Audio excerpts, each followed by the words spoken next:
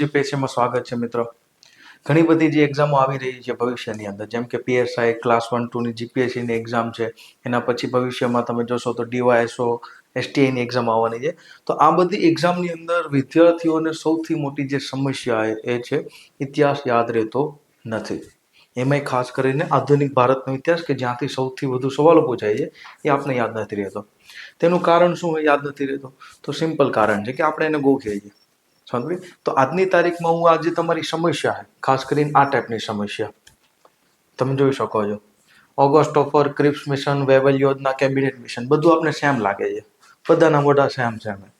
સમજ પડી? પણ એકચ્યુઅલીમાં ચારે ચાર આ વ્યક્તિઓ દેખાય જે અલગ અલગ છે. સમજ પડી? જે લોકો મીમ્સ સમજતા હોય ને આઈડિયા આવી જાય. આશિષ નેહરા છે, આ યુકેનો પ્રાઇમ મિનિસ્ટર સુનક, ઠીક છે. પછી આ જીમ કરીને આપણે એક એક્ટર છે ઇન્ડિયન બોલિવૂડના. પછી આ રોબોટ કરીને એક ઓર એક્ટર છે હોલિવૂડની અંદર. તો ચારેયના મોઢા જો તો સેમ દેખાય. એવી જ સમસ્યા આપણે એક્ઝામની અંદર જોવા મળે છે કે આધુનિક ભારતનો ઇતિહાસ જોઈએ, ખાસ કરીને ઓગસ્ટ ઓફર, ક્રિપ્સ મિશન, વેવલ યોજના, કેબિનેટ મિશન, તો આ બધું આપણે કેવું દેખાય છે? Same same. સમજ પડી? તો આજની તારીખમાં આપણે શું કરશું કે આ જે આધુનિક ભારતનો ઇતિહાસ છે એનું આજે આપણે એક મેપ બનાવશું, માઇન્ડ મેપ જે આપણે કહીએ ને. ઠીક? તો સંપૂર્ણ આધુનિક ભારતનો ઇતિહાસ હું તમને એક લેક્ચરમાં સમજાવી દઈશ.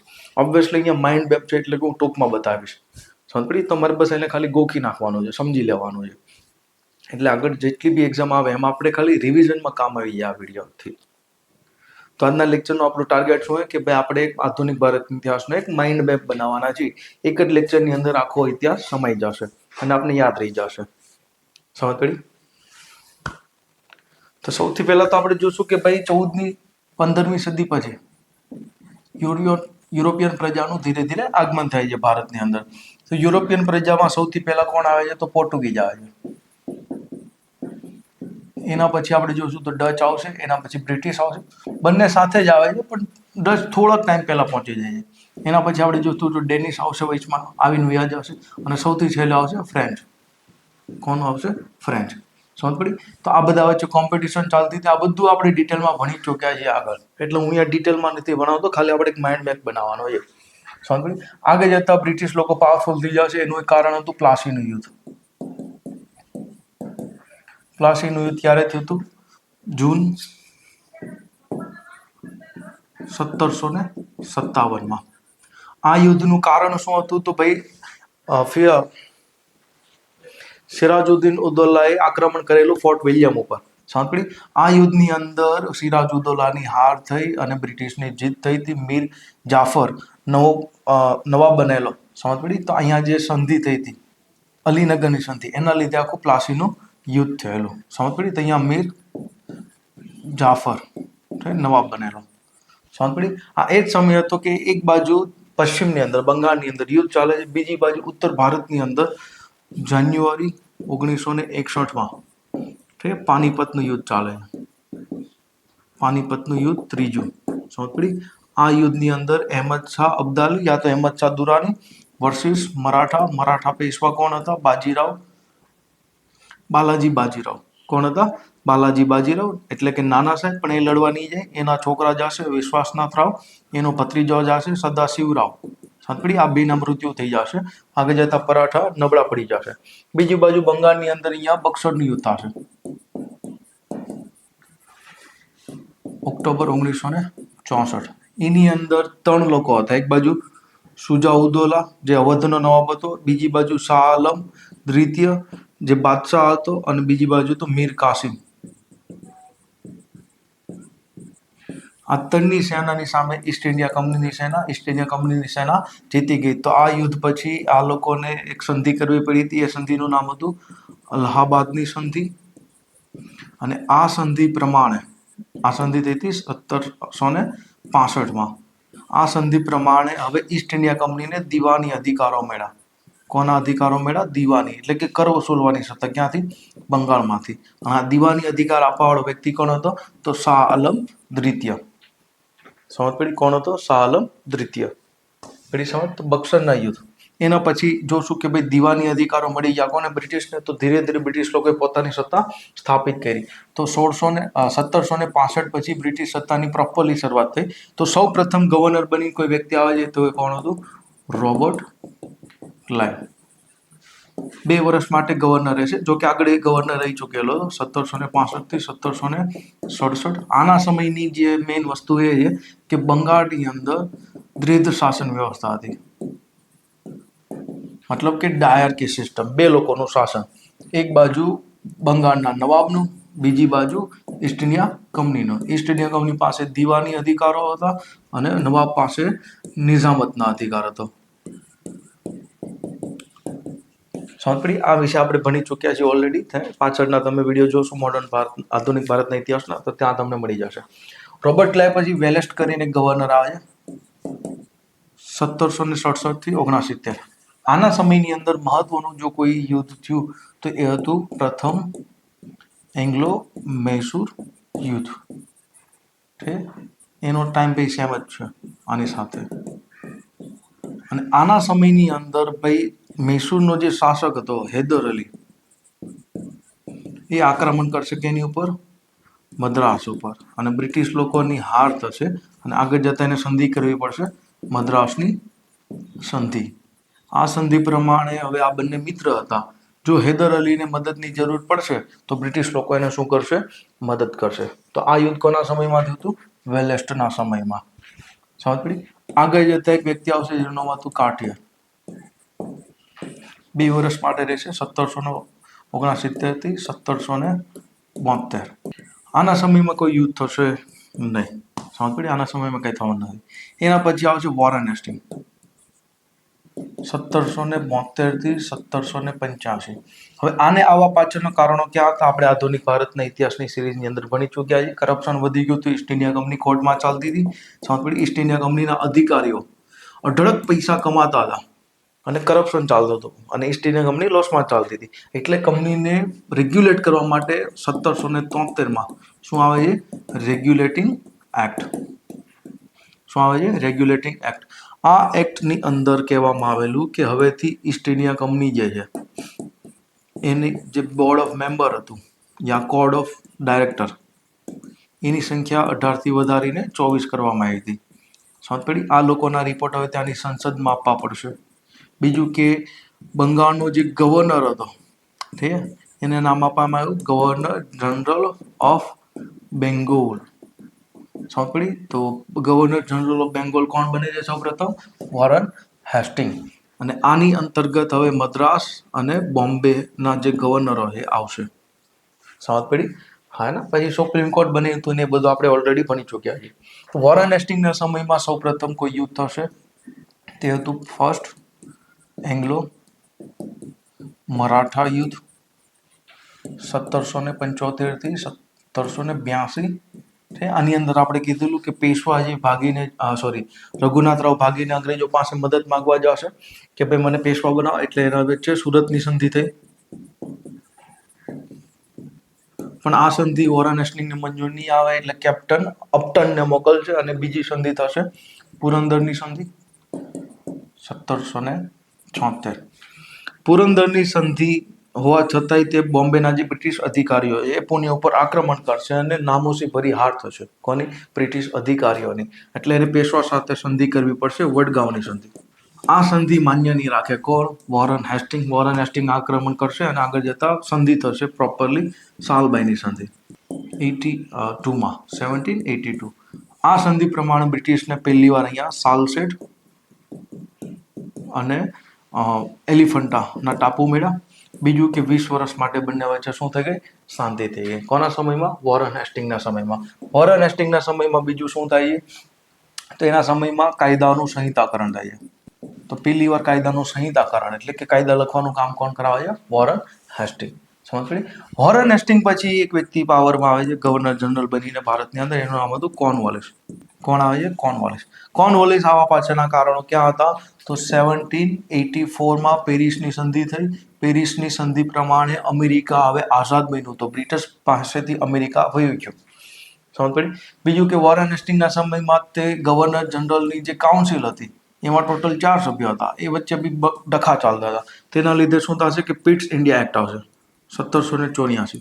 તો આ જે ડખા થતા તેને ઓછા કરવા માટે જે 4 સંખ્યા હતી, ગવર્નર જનરલ 1 પ્લસ 3 અન્ય સભ્ય, તો એની જગ્યાએ શું કરવા? ગવર્નર જનરલ પ્લસ 2 સભ્ય. બહુમતીથી નિર્ણય. સમજ પડી. બીજું કે પિટ્સ ઇન્ડિયાએ કીધું હતું કે હવે અમેરિકા હાથમાંથી વહી ગયો છે તો કમાવાનો એક જ સોર્સ વધ્યો છે ભારત, તો વધુમાં વધુ પૈસા કમાવો ભારતમાંથી વધુમાં વધુ આવક કઈ રીતના કરવી, તો એના માટે કોણ આવ્યો? કોર્નવોલિસ. તો 1785 થી 93 ત્યાં સુધી કોણ આવ્યો? કોર્નવોલિસ. તો પરમનન્ટ આવક માટે લઈને આવે છે કાયમી જમાબંધી. શું લઈને આવે છે? કાયમી જમાબંધી, પરમનન્ટ સેટલમેન્ટ સિસ્ટમ. અને આ ક્યાં લાગુ કરે છે? બંગાળની અંદર. આની અંદર શું હતું કે હવે જમીનના માલિક કોણ? તો જમીનના માલિક કોણ બનશે?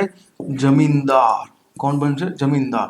તો બંગાળમાં લાગુ થઈ હતી. બંગાળમાં એ સમયમાં બિહાર, આજનું ઓડિશા છે, આજનું બાંગ્લાદેશ અને આજનું પશ્ચિમ બંગાળ, આ બધા ક્ષેત્રો આવશે. સમજ પડી? તો કાયમી જમાબંધી લાગુ કરે છે કોણ? કોર્નવોલિસ. એના સમયમાં યુદ્ધની ચર્ચા કરીએ તો અહીંયા પહેલે યુદ્ધ રહી ગયું વોરન હેસ્ટિંગના સમયમાં. સેકન્ડ એંગ્લો મૈસૂર યુદ્ધ પણ થશે એના સમયમાં. એની અંદર એ હૈદર અલી આક્રમણ કરશે કોની ઉપર? મદ્રાસ ઉપર, જેમાં બ્રિટિશ લોકોની હાર થશે. હૈદર અલીની ચાલુ યુદ્ધમાં મૃત્યુ થઈ જશે તો ટીપુ સુલતાન યુદ્ધને સંભાળશે અને ફાઇનલી મેંગ્લોરની સંધિ થશે. કઈ સંધિ થઈ હતી? મેંગ્લોરની સંધિ, સેકન્ડ મૈસૂર યુદ્ધની અંદર. તો કોર્નવોલિસના સમયની અંદર થર્ડ એંગ્લો મૈસૂર યુદ્ધ થશે 1799 અંદર, સોરી 1792માં. ક્યારે થશે? 1792માં. આ યુદ્ધની અંદર ટીપુ સુલતાન હારી જશે અને શ્રી રંગપટ્ટનમની સંધિ થશે. આ સંધિ પ્રમાણે પોતાના મોસ્ટ ઓફલી ક્ષેત્રો, 2/3 ક્ષેત્રો ગુમાવવું પડ્યું. બીજું કે 2,30,00,000 રૂપિયા ચૂકવવા પડ્યા હતા. કોને? યુદ્ધ પેટે અંગ્રેજોને. સમજ પડી? તો કોર્નવોલિસના સમયમાં મહત્વની ઘટના કાયમી જમાબંધી આવી અને થર્ડ એંગ્લો મૈસૂર યુદ્ધ થયું. બીજું કે આના સમયની અંદર પરમનન્ટ સિવિલ સેવા અને પોલીસની શરૂઆત થઈ. સમજ પડી? હા ને, આપણે ટાઈમમાં યાદ રાખશો. આખી મોડર્ન હિસ્ટ્રી હું તમને એક ટાઈમમાં લઈ જાઉં છું, એક પછી એક ઘટના શું બની એને સમજવાની છે. સમજ?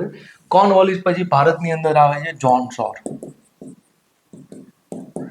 કોણ આવે છે? જ્હોન સોર. 1793 થી 1798. આના સમયમાં કોઈ પણ પ્રકારના યુદ્ધ થશે નહીં. આ મૈસૂર સાથે, મદ્રાસ સાથે, હૈદરાબાદ સાથે, બધા સાથે શું કરશે? હસ્તક્ષેપની નીતિ અપનાવે છે. કારણ કે કંપની લોસમાં ચાલે છે, પૈસા કમાવાના છે. સમજ પડી? પણ જ્હોન સોર પછી સોર મચાવાળો એક વ્યક્તિ આવશે જેનું નામ હતું રિચર્ડ વેલેસ્લી. 1798 થી 1805. તો ગવર્નર જનરલ કોણ આવે છે? Richard Wellesley. પણ એની સાથે એનો ભાઈ આર્મીનો એક લીડર બનીને આવે છે, સેનાપતિ. એનું નામ હતું આર્થર વેલેસ્લી. સમજ પડી? રિચર્ડ વેલેસ્લીએ બધાને લોલીપોપ આવ્યો કે ભાઈ દેખો દેખો વો આ રહા હૈ. કોણ આ રહા હૈ? નેપોલિયન આવે છે. ઠીક છે? તો તમારે બધાને બચવું હોય તો અમારી સાથે સંધિ કરી લો. કઈ સંધિ કરો? સહાયક સંધિ. તો ભારતની અંદર આ સહાયક સંધિ લઈને કોણ આવે છે? Richard Wellesley. શું નામ છે? Richard Wellesley. સહાયક સંધિમાં શું હતું કે ભાઈ જે રાજ્યની સાથે સંધિ કરશે તે એની સેના બંધ થઈ જશે, એની જગ્યાએ બ્રિટિશ રેઝિડેન્સ આવશે. રેઝિડેન્સ અને રેઝિડેન્સી આવશે. મતલબ કહેવાય એની સેના અને વિદેશનું કામ કોણ કરશે? બ્રિટિશ લોકો ટૂંકમાં. સમજ પડી? તો સહાયક સંધિ કરીને સિસ્ટમ લઈને આવશે કોણ? Richard Wellesley. આના સમયની અંદર મહત્વપૂર્ણ યુદ્ધ થશે તો ફોર્થ એંગ્લો મૈસૂર યુદ્ધ 1799માં. આ યુદ્ધની અંદર ટીપુ સુલતાન ફાઇનલી એની બિચારાની ડેથ થઈ જશે અને એના ડેથ પછી ભાઈ મૈસૂર ઉપર કરી લેશે કબજો કોણ? બ્રિટિશ લોકો. પણ થોડો કમતો ભાગ મૈસૂરનો એના જે જૂના વંશો હતો, વોડિયાર વંશ, એને આપી દેશે. સમજ પડી? હા ના. રિચર્ડ વેલેસ્લીના સમયમાં એક ઓર યુદ્ધ થયું જેનું આપણે કહીશું સેકન્ડ એંગ્લો મરાઠા યુદ્ધ 1803 થી 1805 સુધી. આ યુદ્ધની અંદર એવું હતું કે ભાઈ બાજીરાવ જે હતો એ ભાગીને જશે કોની પાસે? બ્રિટિશ પાસે. અને વસઈની સંધિ કરશે, યા બેસીની સંધિ કરશે 1803ની અંદર. સમજ પડી?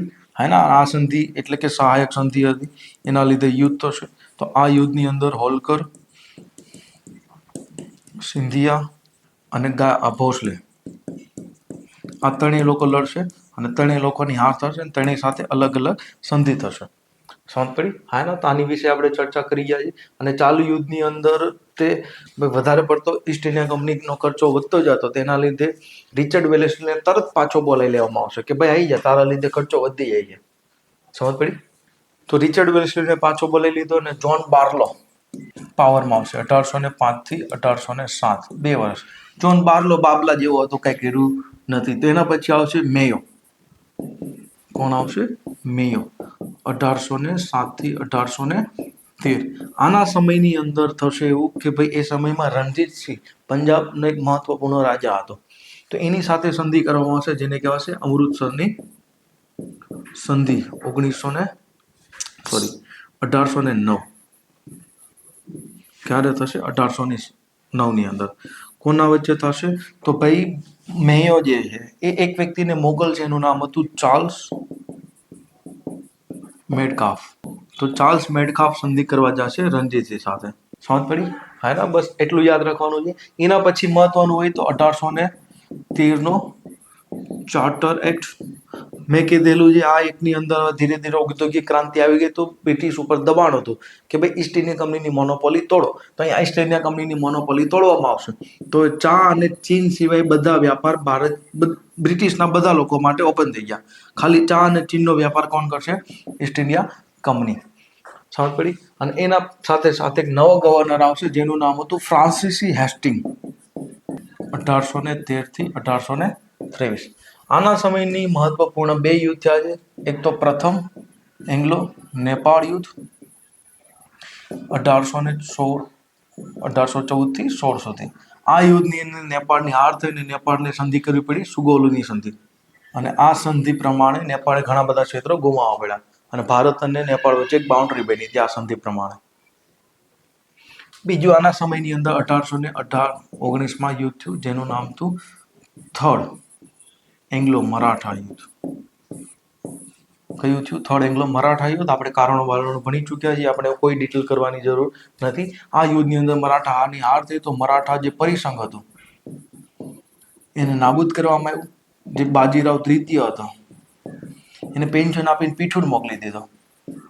પીઠુર એટલે કાનપુર પાસે. આ યુદ્ધની અંદર સિંધિયા હતો નહીં, છતાંય સિંધિયા ઉપર આરોપ લગાવવામાં આવ્યો કે તારા લીધે પિંડારી લોકો લૂંટમાર ને એવું કરે છે. તો સિંધિયાને મજબૂરીમાં પોતાના જે રાજપૂત ક્ષેત્રો હતા એ છૂટા કરવા પડ્યા. અને રાજપૂત ક્ષેત્રો જેવા છૂટા થયા તો એની સાથે સહાયક સંધિ કરવા માટે ચાર્લ્સ મેડકાફ જશે. કોણ જશે? ચાર્લ્સ મેડકાફ. સમજ પડી? તાના સમયમાં પિંડારી લોકો જે હતા, જે લૂંટફાટ ને એવું કરતા, એનું દમન કરવામાં આવશે. મતલબ કે એને નાબૂદ કરવામાં આવશે, ખતમ કરવામાં આવશે. કોના સમયની અંદર? તો ફ્રાન્સિસ રેયડોન હેસ્ટિંગ. આખું નામ એવું છે કારણ કે આગળ વોરન હેસ્ટિંગ હતો, આનું નામ છે ફ્રાન્સિસ રેયડોન હેસ્ટિંગ. સમજ પડી? હેસ્ટિંગ પછી આવશે એમહર્સ્ટ 1823 થી 28. આના સમયમાં એક યુદ્ધ થયું જેનું નામ હતું ફર્સ્ટ એંગ્લો બર્મા યુદ્ધ. 1825-26 આજુબાજુ થયેલું. આ યુદ્ધની અંદર બર્માની હાર થઈ અને બર્માની સાથે સંધિ થઈ યાન્દોની સંધિ. આ સંધિ પ્રમાણે ત્યાંના ઘણા બધા સંસાધનો ઉપર કબજો કોનો થયો? બ્રિટિશ લોકોનો. બીજું કે બ્રિટિશ લોકોને અસમ મળ્યું. શું મળ્યું? અસમ. તો હવે ત્યાં ચાની બગીચાઓ બનાવશે કોણ? બ્રિટિશ લોકો. આની વચ્ચે શું થાય છે કે ભાઈ 1820 ની અંદર થોમસ મુનરો મદ્રાસની અંદર રૈયતવાડી લાગુ કરશે. અને રૈયતવાડીની અંદર શું હતું કે ભાઈ માલિક કોણ છે? હવે ખેતરના રૈયતો, મતલબ કે ખેડૂતો. સમજ પડી? તો આ લાગુ ક્યાં થયું? મદ્રાસમાં. આગળ જતા એલ્ફિસ્ટન નામનો એક વ્યક્તિ હતો, એ આને લાગુ કરશે બોમ્બે પ્રાંતમાં. અને આપણું ગુજરાત કેમાં આવતું? બોમ્બે પ્રાંતમાં. સમજ પડી? હા ના, તો મદ્રાસ અને બોમ્બે પ્રાંત. તો ગુજરાતમાં શું આવશે?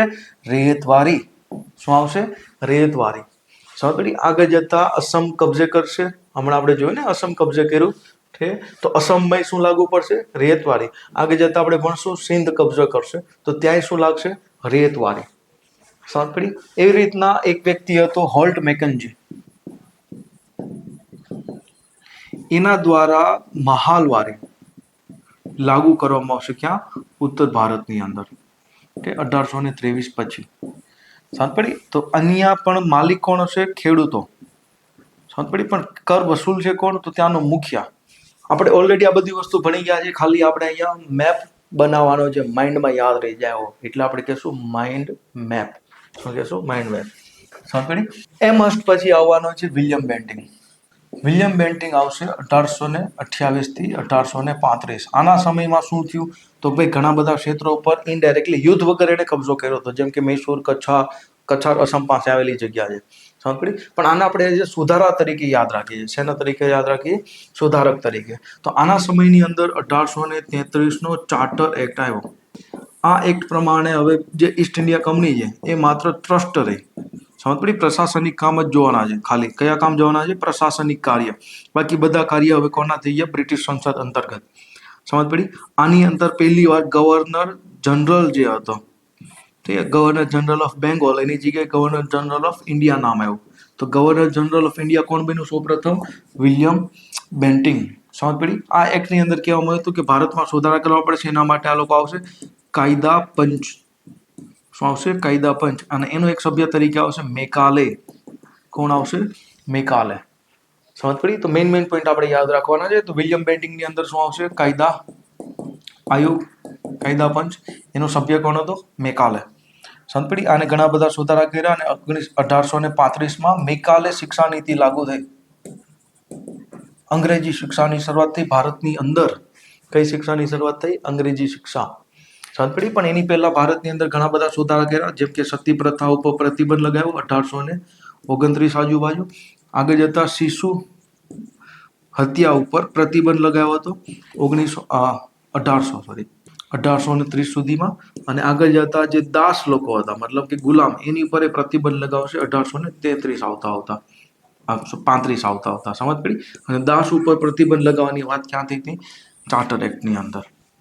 ક્યાં થઈ હતી? ચાર્ટર એક્ટની અંદર. બીજું કે આના સમયમાં ઠગ લોકોનું દમન કરવામાં આવશે. જે ઠગ લોકો હતા, ઠીક, એનું દમન કરવામાં આવશે. ઠગ એટલે કે જે લૂંટફાટ ને એવું કરતા. તો કર્નલ સ્લીમેન નામનો એક વ્યક્તિ હતો, ઠીક, એના અંતર્ગત થશે. તો બધું કોના સમયમાં થયું? વિલિયમ બેન્ટિંગના સમયમાં. વિલિયમ બેન્ટિંગ પછી એક વ્યક્તિ આવશે જેનું નામ હતું ઓકલેન્ડ. શું નામ હતું? ઓકલેન્ડ. ભાઈનું નામ જ છે ઓકલેન્ડ, તો ભાઈથી ઓકાઈ જશે. ક્યારે ઓકાઈ જશે? તો ફર્સ્ટ એંગ્લો અફઘાન યુદ્ધમાં. અફઘાનિસ્તાન ઉપર મોટી સેના મોકલશે, બધા મરીન કપાઈ જાય, એક વ્યક્તિ પાછો આવશે. તો ઓકલેન્ડ દ્વારા ઓકાઈ ગયું. તેના લીધે શું થશે કે એલન બોરો એની ઉપર પાણી નાખશે. ગવર્નર જનરલ તરીકે કોણ આવ્યું હતું? એલન બોરો 1842 થી 44.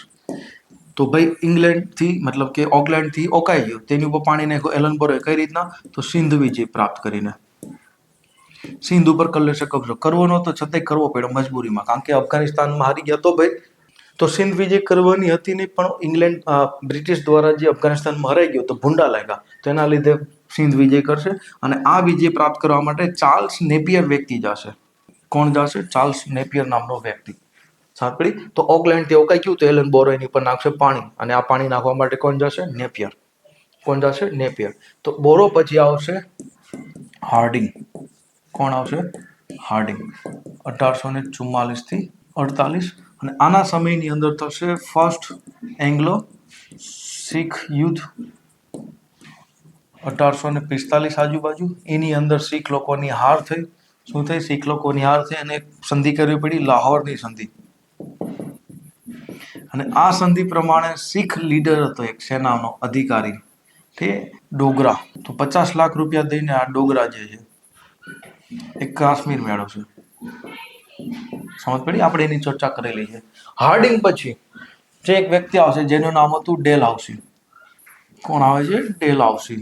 1848 થી 1856.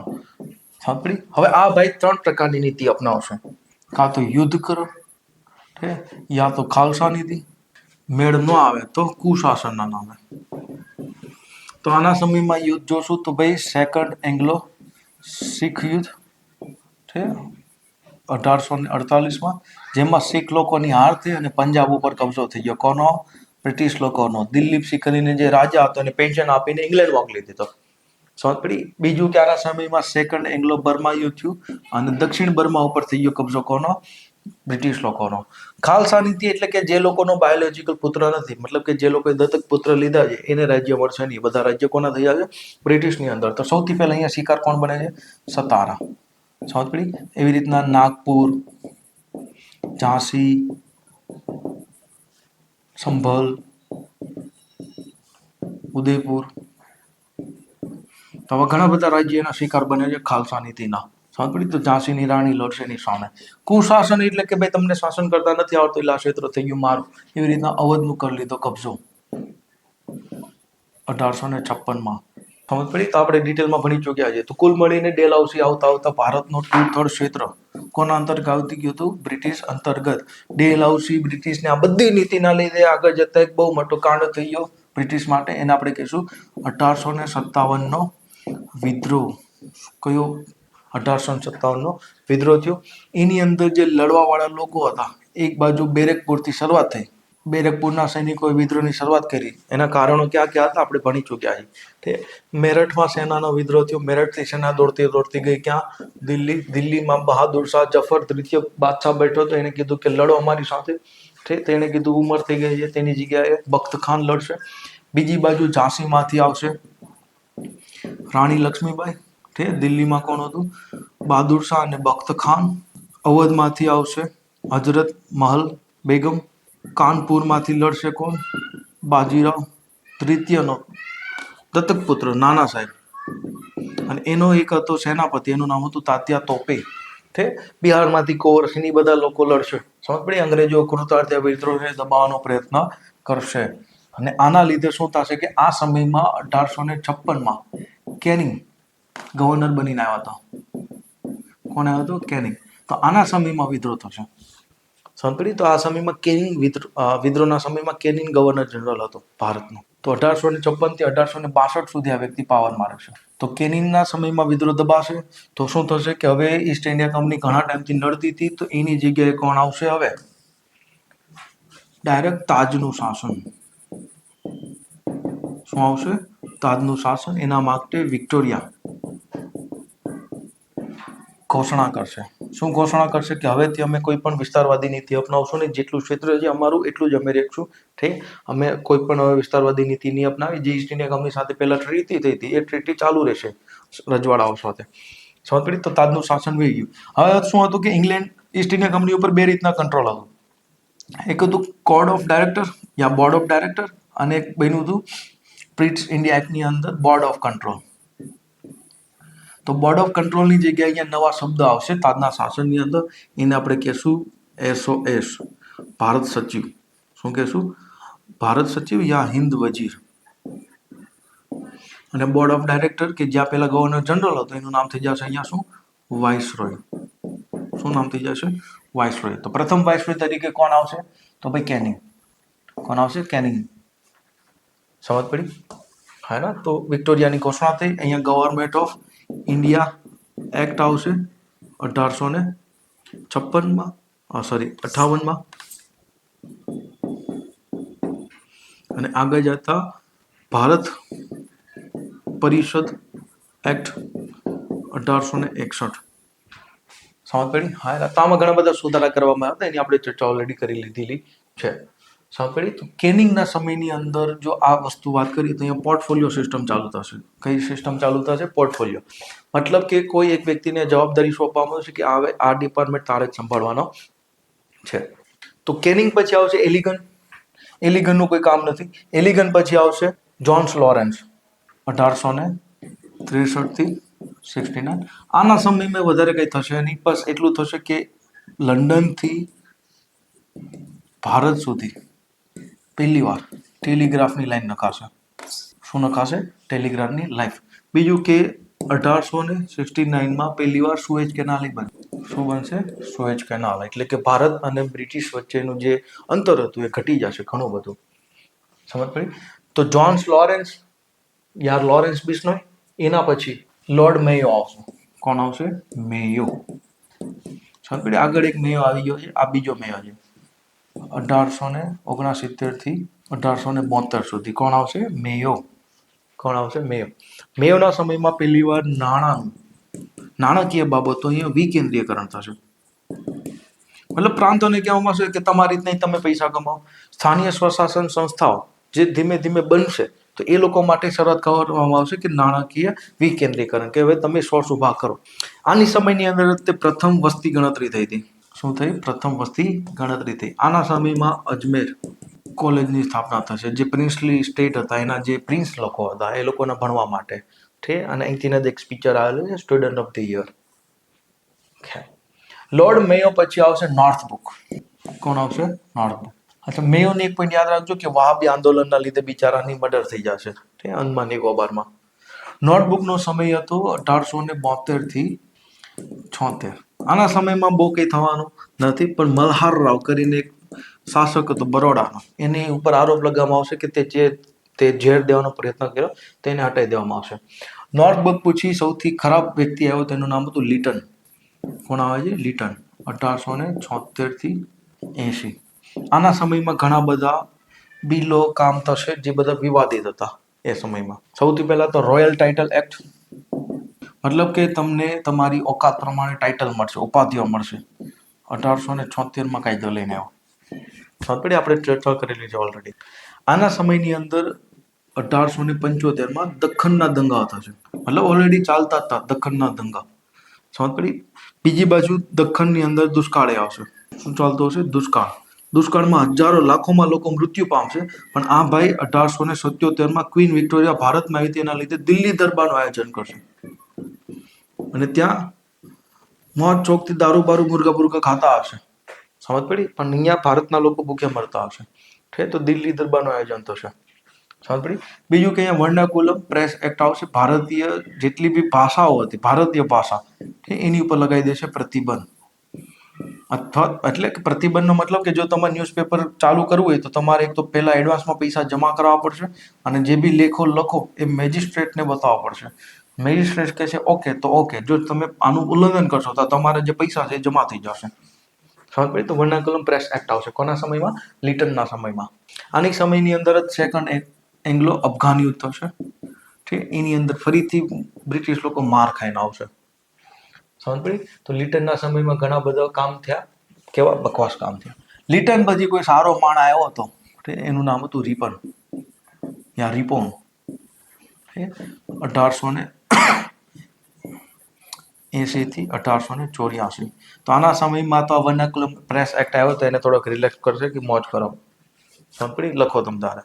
આના સમયની અંદર ફેક્ટરીની અંદર જે બાળકો અને મહિલાઓની ઉપર અત્યાચાર થતો એને દૂર કરવા માટે ફેક્ટરી એક્ટ આવશે 1881ની અંદર. સમજ પડી? બાળકો ઉપર હતું ખાસ કરીને કે ભાઈ 4 રજા મળશે, 14 વર્ષથી ઓછા 7 વર્ષથી ઓછા બાળકોને કામ કરાવવું નહીં, એ બધું લખેલું છે. આની સમયની અંદર શિક્ષામાં સુધારા કરવા માટે હન્ટર કમિશન આવશે 1882માં. શું આવશે? Hunter commission. 1882માં સ્વ શાસન મતલબ લોકલ સેલ્ફ ગવર્મેન્ટ એક્ટ આવશે. ઠીક, 1882માં. એટલે સ્વશાસનની શરૂઆત થઈ હતી પ્રોપરલી આના સમયમાં. કોના સમયમાં? રિપન. કોના સમયમાં? રિપન. આના સમયમાં એક વિવાદિત બિલ આવશે જેને કહેશું ઇલ્બર્ટ બિલ. શું આવશે? ઇલ્બર્ટ બિલ. ઠીક, આની આપણે ચર્ચા કરેલી છે. રિપન પછી એક વ્યક્તિ પાવરમાં આવશે, એનું નામ હતું ડફરિન. શું નામ હતું? ડફરિન. પણ ડફરિનને આપણે ડિટેલમાં યાદ કરવાનો નથી, કારણ કે હવેથી આપણે જોશું કે ભાઈ આ સમય આવતા 1885માં ઠીક ઇન્ડિયન નેશનલ કોંગ્રેસની સ્થાપના થઈ. કોની સ્થાપના થઈ? ઇન્ડિયન નેશનલ કોંગ્રેસની સ્થાપના થઈ. એની સ્થાપના પાછળ એક વ્યક્તિનો હાથ હતો, એનું નામ હતું A.O. હ્યુમ. કોણ હતો? A.O. હ્યુમ એક બ્રિટિશ અધિકારી હતો, સદની અધિકારી, મતલબ કે IAS અધિકારી હતો. સમજ પડી? તો ભારતની અંદર શું થશે કે ભારતીય રાષ્ટ્રીય કોંગ્રેસની સ્થાપના થઈ. શું થઈ? ભારતીય રાષ્ટ્રીય કોંગ્રેસની સ્થાપના થઈ. ઠીક ને? આની પ્રથમ બેઠક થઈ હતી મુંબઈની અંદર, વ્યોમકેશ બેનર્જી. ઠીક, એના કોણ હતા? અધ્યક્ષ હતા પ્રથમ બેઠકના. બીજી બેઠક થઈ કલકત્તામાં અને એના અધ્યક્ષ હતા દાદાભાઈ નવરોજી. તો શરૂઆતની જે 4-5 બેઠકો છે એને યાદ કરી લેજો, મહત્વની યાદ રાખજો, બીજી કોઈ યાદ રાખવાની જરૂર નથી. હવે 1885 થી 1905 આવતા આ જે કોંગ્રેસના લોકો છે એની જે નીતિઓ છે એના આધારે આપણે કહીએ છીએ કે આ બધા હતા ઉદારવાદી, મવારવાદી યા ઉદારવાદી. મતલબ આ લોકો શું કરતા કે અંગ્રેજોને લેટર લખતા, આવેદન નિવેદન, ભીખ માંગવાની પ્રવૃત્તિ કરતા. સમજ પડી? કે અમને આ આપી દો, અમને તે આપી દો. સમજ પડી? આ ભીખ માંગવા વાળો શબ્દ મારો નથી, બાળ ગંગાધર તિલકનો છે. તો આ ઉદારવાદીની નીતિના લીધે ઘણા બધા લોકોને મજા આવશે નહીં. સમજ પડી? અને 1892માં એક એક્ટ આવશે, ગવર્મેન્ટ ઓફ ઇન્ડિયા એક્ટ, ભારતીય કાઉન્સિલ, ભારતીય પરિષદ એક્ટ. એની અંતર્ગત ભારતીય લોકોની સંખ્યા થોડીક વધારી હતી કાઉન્સિલની અંદર.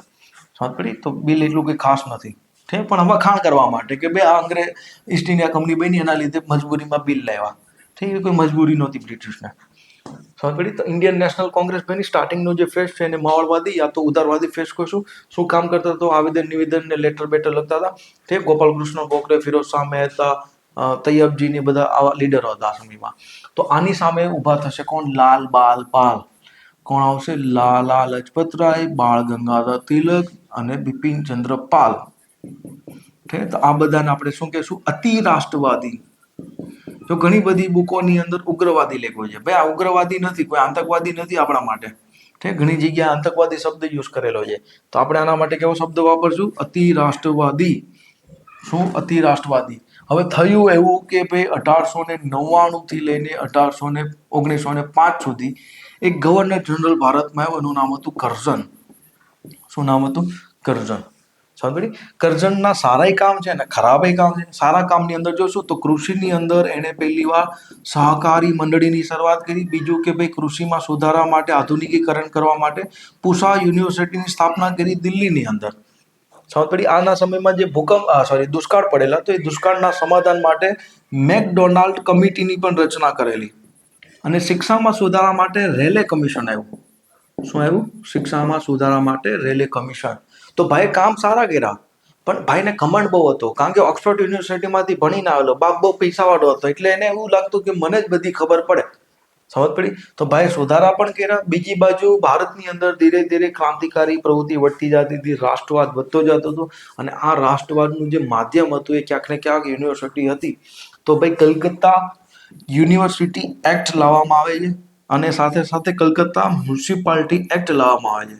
આ બેનની અંદર એવું હતું કે ભાઈ આ લોકોના સંચાલન માટે કોલેજની અંદર હોય સેનેટ સભ્ય, અને મ્યુનિસિપાલિટીમાં હોય પાર્ષદ, એટલે કે કોર્પોરેટર. તો આમાં શું કરવું બેમાં? કે જે સરકાર દ્વારા નોમિનેટેડ લોકો છે, મતલબ કે નિયુક્ત લોકો, એની સંખ્યા વધારી, અને જે લોકો ચૂંટાઈને આવતા હતા એની સંખ્યા શું કરી? ઘટાડી. કોને? કરઝને. સમજ પડી? હા. કરઝનનું સૌથી બીજી મોટી ભૂલ અને બીજું ખરાબ કાર્ય બંગાળના ભાગલા. જો કે બાનું શું કાઢ્યું કે ભાઈ અમારે પ્રશાસનમાં તકલીફ પડતા હૈ, इसलिए हम भागला पाड़ता है. પણ એકચ્યુઅલીમાં એવું હતું કે ભાઈ રાષ્ટ્રવાદ વધતો જતો, તો રાષ્ટ્રવાદને ડિવાઈડ કઈ રીતના કરો? તો ધ્યાનથી સમજો, બે ભાગમાં બંગાળને ડિવાઈડ કરશે. એક બાજુ બાંગ્લાદેશ વાળું આજનું ક્ષેત્ર, અને એક બાજુ આપણું આજનું પશ્ચિમ બંગાળ વાળું ક્ષેત્ર. તો ભાગ કઈ રીતના પડ્યા? ધ્યાનથી સમજો કે આ જે બંગાળ હતું ત્યાં હવે મેજોરિટીમાં, એટલે કે બહુમતીમાં કોણ આવી ગયા? મુસ્લિમ. એટલે અહીંયા હિન્દુ કેવા થઈ ગયા? માઇનોરિટીમાં, એટલે ડિવાઈડ કરી નાખ્યા. બીજી બાજુ આ એવું ક્ષેત્ર હતું કે જે બંગાળી ભાષાના લોકો હતા, જેની અંદર રાષ્ટ્રવાદ વધારે દેખાતો હતો. તો એ ભાષાના આધારે શું થઈ ગયા? લઘુમતી. અને હિન્દી, ભોજપુરી, ઉડિયા ભાષાવાળા અહીંયા મેજોરિટીમાં થઈ ગયા. સમજ પડી? કે રાષ્ટ્રવાદ તોડવા માટે અહીંયા શું કરવામાં આવશે? બંગાળના ભાંગલા. આની સામે સખત વિરોધ કરવામાં આવશે. સુરેન્દ્રનાથ બેનર્જી કલકત્તાની અંદર ઘણી બધી સભાઓ કરશે.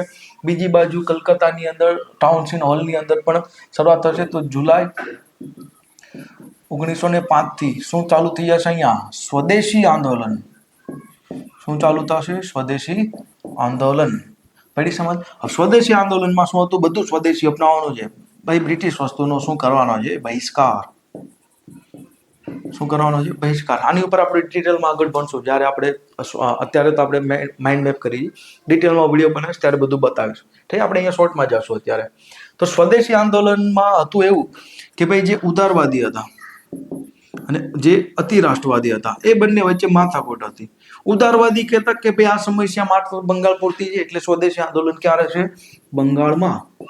આ લોકો કહે છે આ જ સાચો મોકો છે કે ભાઈ આંદોલનને આખા ભારતમાં લઈ જાય અને અંગ્રેજ સામે બધાને એક કરી. સાંભળી? તો આ શું લઈ જશે? સંપૂર્ણ ભારતની વાત કરશે. તો એના માટે આ લોકોની 1905 ની અંદર બનારસની અંદર કોંગ્રેસની અધિવેશન થશે. ક્યાં? બનારસની અંદર. અને ગોપાલ કૃષ્ણ ગોખલે પ્રમુખ બનશે. પ્રમુખ કોને બનવું હતું? લાલ બાલ પાલ.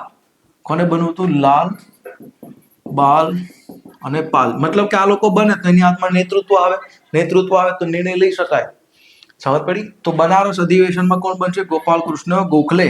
તો આ લોકોને મજા આવશે નહીં. તો 1906 ની અંદર ફરીથી અધિવેશન થવાનું હતું કલકત્તામાં, અને આમાં બાળ ગંગાધર તિલકની પ્રબળ સંભાવના હતી કે બે બનશે અધ્યક્ષ. પણ આ લોકોએ શું કર્યું કે પોતાના જે વરિષ્ઠ નેતા હતા એને લઈ આવ્યા. કોને લઈ આવ્યા? દાદાભાઈ નવરોજીને.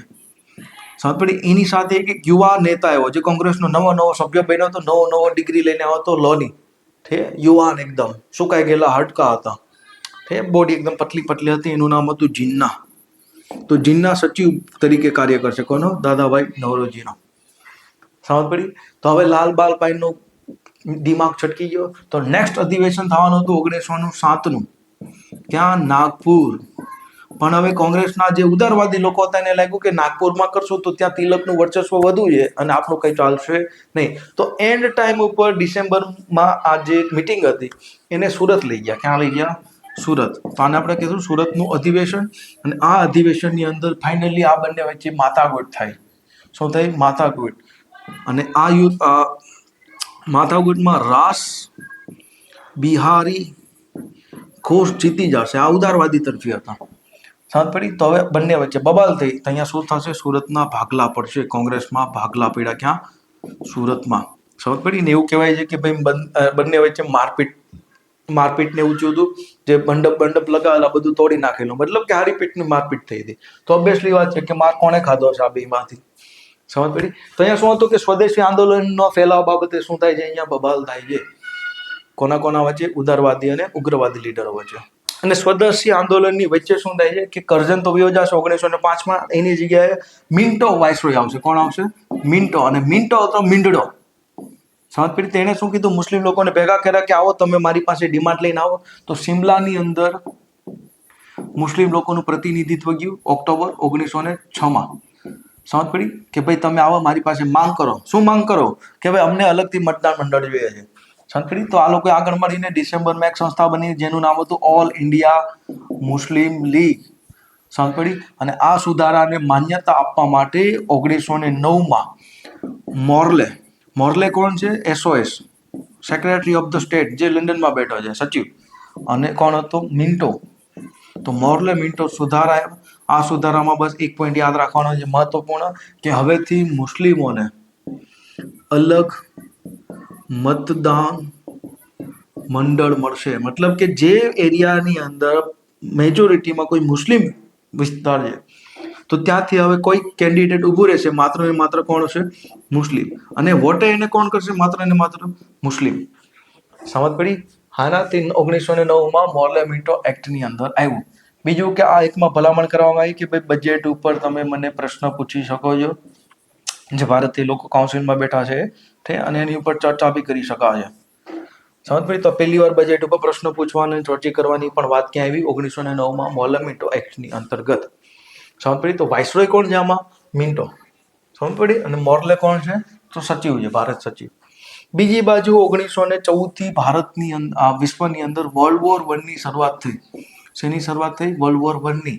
તો એક બાજુ ભારતની અંદર ક્રાંતિકારી પ્રવૃત્તિ કામ કરતી હશે, કારણ કે આ એ જ મોકો છે કે ભાઈ યુદ્ધ ચાલે છે, બ્રિટિશ સામે લડે છે કોણ? જર્મની. તો જર્મની જેવા દેશોનો સહયોગ કરીને ભારતમાંથી બ્રિટિશની સત્તાને ઉખાડી ફેંકી.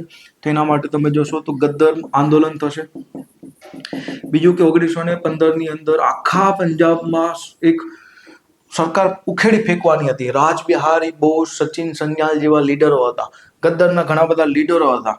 સમજ પડી? પણ આ બાતમી લીક થઈ જશે. એના લીધે લાહોર ષડયંત્ર કેસ ચાલશે. ઘણા બધા 20 જેટલા લોકોને ફાંસી આપશે, 100 જેટલા લોકોને આજીવન કેસની સજા આપશે. એમાંથી રાજબિહારી બોઝ જે મેઇન લીડર હતા એ ભાગીને જાપાન વયા જશે. ક્યાં વયા જશે? જાપાન. સમજ પડી? જાપાનમાં આપણે ફરી યાદ કરશું. તો એ ક્રાંતિકારી પ્રવૃત્તિ ચાલતી હતી વિદેશની અંદર. આની પહેલા તમે જોયું હશે શ્યામજી કૃષ્ણ વર્મા, મેડમ ભીખાજી કામાની બધા પેરિસમાં અને લંડનમાં કામ કરતા હતા. અહીંથી ઘણા બધા ક્રાંતિકારીઓ ત્યાં જ આવશે. એમાં એક હતા વીર સાવરકર. સમજ પડી? આની ઉપર હું ડિટેલથી વિડીયો બનાવીશ આગળ. અહીંયા હું ખાલી શોર્ટમાં જ સમજાવું છું. બીજી બાજુ અહીંયા શું થશે કે ભાઈ ભારતના બંગાળના જે ભાગલા પડ્યા હતા ને ભંગ, એને રદ કરી દેવામાં આવશે 1911માં. કોના સમયની અંદર? તો આ સમયમાં હાર્ડિંગ નામનો વાઇસરોય હતો. કોણ હતો? Hardinge viceroy. અને 1911માં જ્યોર્જ V રાજા ભારતની મુલાકાતે આવશે. સમજ પડી? તો આ શું કરશે? બંગાળના ભાગલાને રદ કરશે. બીજી બાજુ જે કલકત્તાથી રાજધાની ક્યાં શિફ્ટ કરવાની વાત કરશે? દિલ્હી. તો વાત ક્યારે થઈ? 1911માં. અને શિફ્ટ ક્યારે થઈ? 12માં. તો આ વસ્તુથી મુસ્લિમ લોકો ખફા થઈ ગયા. કોણ થઈ ગયા? મુસ્લિમ લોકો ખફા. બીજી બાજુ વર્લ્ડ વોર 1 ની અંદર બ્રિટિશની સામે લડવા વાળું ઓટોમન હતું. કોણ હતું? ઓટોમન. અને ઓટોમનનો જે લીડર હતો એને કહેતા ખલીફા. તો ખલીફાની સામે બ્રિટિશ લોકો લડતા હતા તો મુસ્લિમને મજા આવશે નહીં. તો મુસ્લિમ લોકો અહીંયા જે મુસ્લિમ લીગ ખાસ કરીને જે પાર્ટી બની તેને મજા આવશે નહીં. ત્યાં શું થશે? મુસ્લિમ લીગ અને Congress, all India Muslim league ની વચ્ચે એક સમજૂતી થશે જેને કહેશું 1916 લખનઉ પેક્ટ. શું કહેશું? લખનઉ પેક્ટ. સમજ પડી? તો વર્લ્ડ વોરની એટલે આ ભયાનક ઘટના બનશે. અને આની અંદર એવું હતું કે ભાઈ અલગ મતદાન મંડળને કોંગ્રેસે સ્વીકારી લીધું હતું. આ કોંગ્રેસની સૌથી મોટી ભૂલ હતી. સમજ પડી? ઘણા બધા ઇતિહાસકારોએ લખ્યું છે કોંગ્રેસની સૌથી મોટી ભૂલ આ હતી, એટલે આગળ જતા પાકિસ્તાન બનશે. તો બંને એક થઈ ગયા. સમજ પડી? બીજી બાજુ તિલક જેલમાંથી છૂટીને આવ્યા, કારણ કે એક લેખ લખવા બદલ એને માંડલેની જેલમાં પૂરવામાં આવ્યા હતા. તો જેલમાંથી બહાર આવે તિલક જોવે છે કે વર્લ્ડ વોર ચાલુ થઈ ગયું છે, આ સહી મોકો છે બ્રિટિશ ઉપર પ્રેશર લાવવા માટેનો. તેના માટે ચાલુ કરશે શું? હોમ રૂલ લીગ આંદોલન. તો શરૂઆત કરી હતી કોણે? તિલકે. કોણે શરૂઆત કરી હતી? તિલકે. તો એપ્રિલ 1916 બેલગામ માં હોમ રૂલ લીગની સ્થાપના કોણે કરી? તિલકે. એને નકલ મારતા મારતા સપ્ટેમ્બર 1916 અડિયાર, મતલબ કે મદ્રાસ પાસે આવેલી જગ્યા, ત્યાંથી હોમ રૂલ લીગ, બીજી એક હોમ રૂલ લીગની સ્થાપના કોણે કરી? એની બેસન્ટ. સમજ પડી? તો બંનેના હોમ રૂલ અલગ અલગ ચાલે છે. અલગ અલગ શું કામ ચાલે છે, ક્યાં કારણો હતા, એની ચર્ચા હું ભવિષ્યમાં ડિટેલમાં જ્યારે લેક્ચર આવશે ત્યાંનો બતાવીશ. સમજ પડી? બીજી બાજુ વર્લ્ડ વોરની અંદર આ જે ક્રાંતિકારી પ્રવૃત્તિ વધતી જતી હતી એને કંટ્રોલ કરવા માટે જેટલા બી ભારતીય ક્રાંતિકારી હતા એને પકડી જેલમાં નાખવા માટે બ્રિટિશ લોકોએ કાયદો લઈને આવ્યા હતા.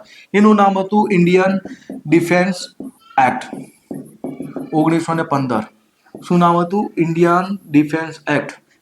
સમજ પડી? ડિફેન્સ ઓફ ઇન્ડિયા એક્ટ ક્યાં કેવું લખ્યું છે. આની અંતર્ગત એવું હતું કે જે બી ક્રાંતિકારી લોકો, એટલે એકચ્યુઅલી ક્રાંતિકારી નહીં પણ બ્રિટિશને એવું લાગે કે ભાઈ ભારતની અંદર કોઈ લોકો સશસ્ત્ર વિદ્રોહ કરવા માંગે છે અને યુદ્ધનો ફાયદો ઉઠાવવા માંગે છે, તો એ લોકોને પકડવામાં આવશે. એને ના તો વકીલ મળશે, ના તો કોઈ કહે ને કે સુવિધા મળશે, કોર્ટમાં લઈ જવામાં આવશે અને ડાયરેક્ટ એની ધરપકડ થશે. સમજ પડી? શું થશે? ડાયરેક્ટ એની ધરપકડ. પણ 1918 વર્લ્ડ વોર પૂરું થઈ ગયું છતાંય ક્રાંતિકારી પ્રવૃત્તિઓ તો ભારતમાં ચાલતી હતી. હા એના તો આ ક્રાંતિકારી પ્રવૃત્તિને રોકવા માટે શું કરવામાં આવશે? તો આ ઇન્ડિયન ડિફેન્સ એક્ટ જે વર્લ્ડ વોરના નામે લાવ્યા હતા એ તો બંધ કરવા પડશે. તો એની જગ્યાએ શું લાવવું તેના માટે રોલેટ સિડની કરીને એક વ્યક્તિ હતા, એની અધ્યક્ષતામાં એક કમિશન બન્યું જેને આપણે કહેશું સિડિશન કમિશન. શું નામ આપશું? સિડિશન કમિશન. અને આણે શું કર્યું? આ બેઠો એક્ટ ખાલી નામ બદલી નાખ્યું. આનો આજ બેઠો એક્ટ હતો એનું નામ બદલી નાખ્યું અને એનું નામ કરી નાખ્યું the revolutionary anarchical crime act. The revolutionary anarchical crime act. Revolutionary એટલે કે ક્રાંતિકારી, કે જે તાજની સામે લડે છે એ શું હે? ગુનો. એની ઉપર તમારે થશે શું? તો કોઈ વકીલ નહીં, કોઈ દલીલ નહીં, કોઈ સુનવાણી નહીં, ડાયરેક્ટ તમને મળશે જેલ. તો આને કાળો કાયદો કહેવામાં આવ્યો. તો આ કાળો કાયદો નવો નહોતો, અહીંયા ઓલરેડી હતો જ, ખાલી નામ બદલી નાખ્યું. સમજ પડી? તો ઓરિજિનલ નામ શું છે? રિવોલ્યુશનરી એન્ડ એનાર્કિયલ ક્રાઇમ એક્ટ, જેને આપણે શોર્ટમાં યા તો કેમ પ્રખ્યાત ભાષામાં શું કહીશું? Rowlatt act. સમજ પડી? હા ના? બીજી બાજુ શું થશે? તો આ કાયદામાં સુધારો આવ્યો. બીજી બાજુ આના પ્રભાવના લીધે 1919ની અંદર મોન્ટેગ્યુ ચેમ્સફોર્ડ સુધારા આવશે. શું આવશે? મોન્ટેગ્યુ ચેમ્સફોર્ડ સુધારા. એની અંદર કેન્દ્ર સરકારમાં પહેલી વાર દ્વિસદનીય વ્યવસ્થા ચાલુ થશે. દ્વિસદનીય મતલબ કે બાય કેમરલ, ઉપલું ગૃહ અને નીચલું ગૃહ. સમજ પડી? પ્રાંતોની અંદર દ્વૈધ શાસન વ્યવસ્થા આવશે. દ્વૈધ શાસન, ડાયાર્કી એટલે કે બે લોકોનું શાસન. તો મહત્વના જે વિષયો છે તે એને આરક્ષિત રાખવામાં આવશે. કોની પાસે? બ્રિટિશ પાસે. જેમ કે પોલીસ, રેવન્યુ, આ બધા વિષયો જે મહત્વપૂર્ણ છે એ બ્રિટિશ પાસે રહે છે. અને જે ફાલતુના વિષયો છે જેમાં પૈસા નથી, કોઈ કામ નથી થવાનું, એ કોને મળશે? ભારતીય લોકોને. તેને કહેશું ટ્રાન્સફર, મતલબ કે હસ્તાંતરિત. સમજ પડી? તો આને શું કહેવાશે? દ્વૈધ શાસન પ્રાંતોની અંદર. સમજ પડી? હા એના તો એક બાજુ 1919માં સુધાર આવ્યા, બીજી બાજુ અહીંયા રોલેટ એક્ટ આવ્યો. તો આના લીધે શું થશે કે રોલેટ એક્ટના વિરોધની અંદર જલિયાવાલા બાગમાં ઘણા બધા લોકો ભેગા થશે 13 એપ્રિલ 1919. ઠીક છે. એ સમયમાં પંજાબનો ડેપ્યુટી ગવર્નર ઓડડાયર, શું નામ હતું? ઓડડાયર. એ શું લગાવી દેશે ત્યાં? કર્ફ્યુ. શું લગાવી દેશે? કર્ફ્યુ. છતાંય લોકો ભેગા થયા હતા હાયાના. ઠીક છે. તો ઓડડાયર કોણ હતું? Deputy governor. તો આ લોકો ભેગા થયા હતા. તો એની સામે લડવા માટે કોણ જશે? જનરલ ડાયર. કોણ જશે? જનરલ ડાયર. જનરલ ડાયર ફાયરિંગ કરશે. ઠીક ને? હજારો લોકો મૃત્યુ પામશે. એની ઉપર હમણાં કેસરી 2 આવવાનું છે. એની પહેલા ઉધમસિંહ નામનું મૂવી આવી ચૂક્યું છે. ઠીક તમે જોઈ શકો છો. તો જલિયાવાલા આ જે બાગ હત્યાકાંડ થયો એની અંદર હજારો લોકો મરી ગયા. તો મારવા વાળો કોણ હતો? જનરલ ડાયર. પણ ઓર્ડર દેવા વાળો કોણ હતો? ઓડડાયર. તો આગળ જતા ઓડડાયર છે કે જેને ઉધમસિંહ ગોળી મારશે. કોને? ઓડડાયરને. અને આ કુદરતી રીતના કૂતરાની મોત મરી જશે. કોણ? જનરલ ડાયર. ક્યારેક જનરલ ડાયર વિશે સાંભળજો કે એની મોત કઈ રીતના થઈ હતી. બીમારીમાં તડપી મેળ્યો હતો. તો કુદરત એનો બદલો લીધો. અને આનો બદલો કોને લીધો? તો ઉધમસિંહ 1943 આજુબાજુ ગોળી માર દેશે.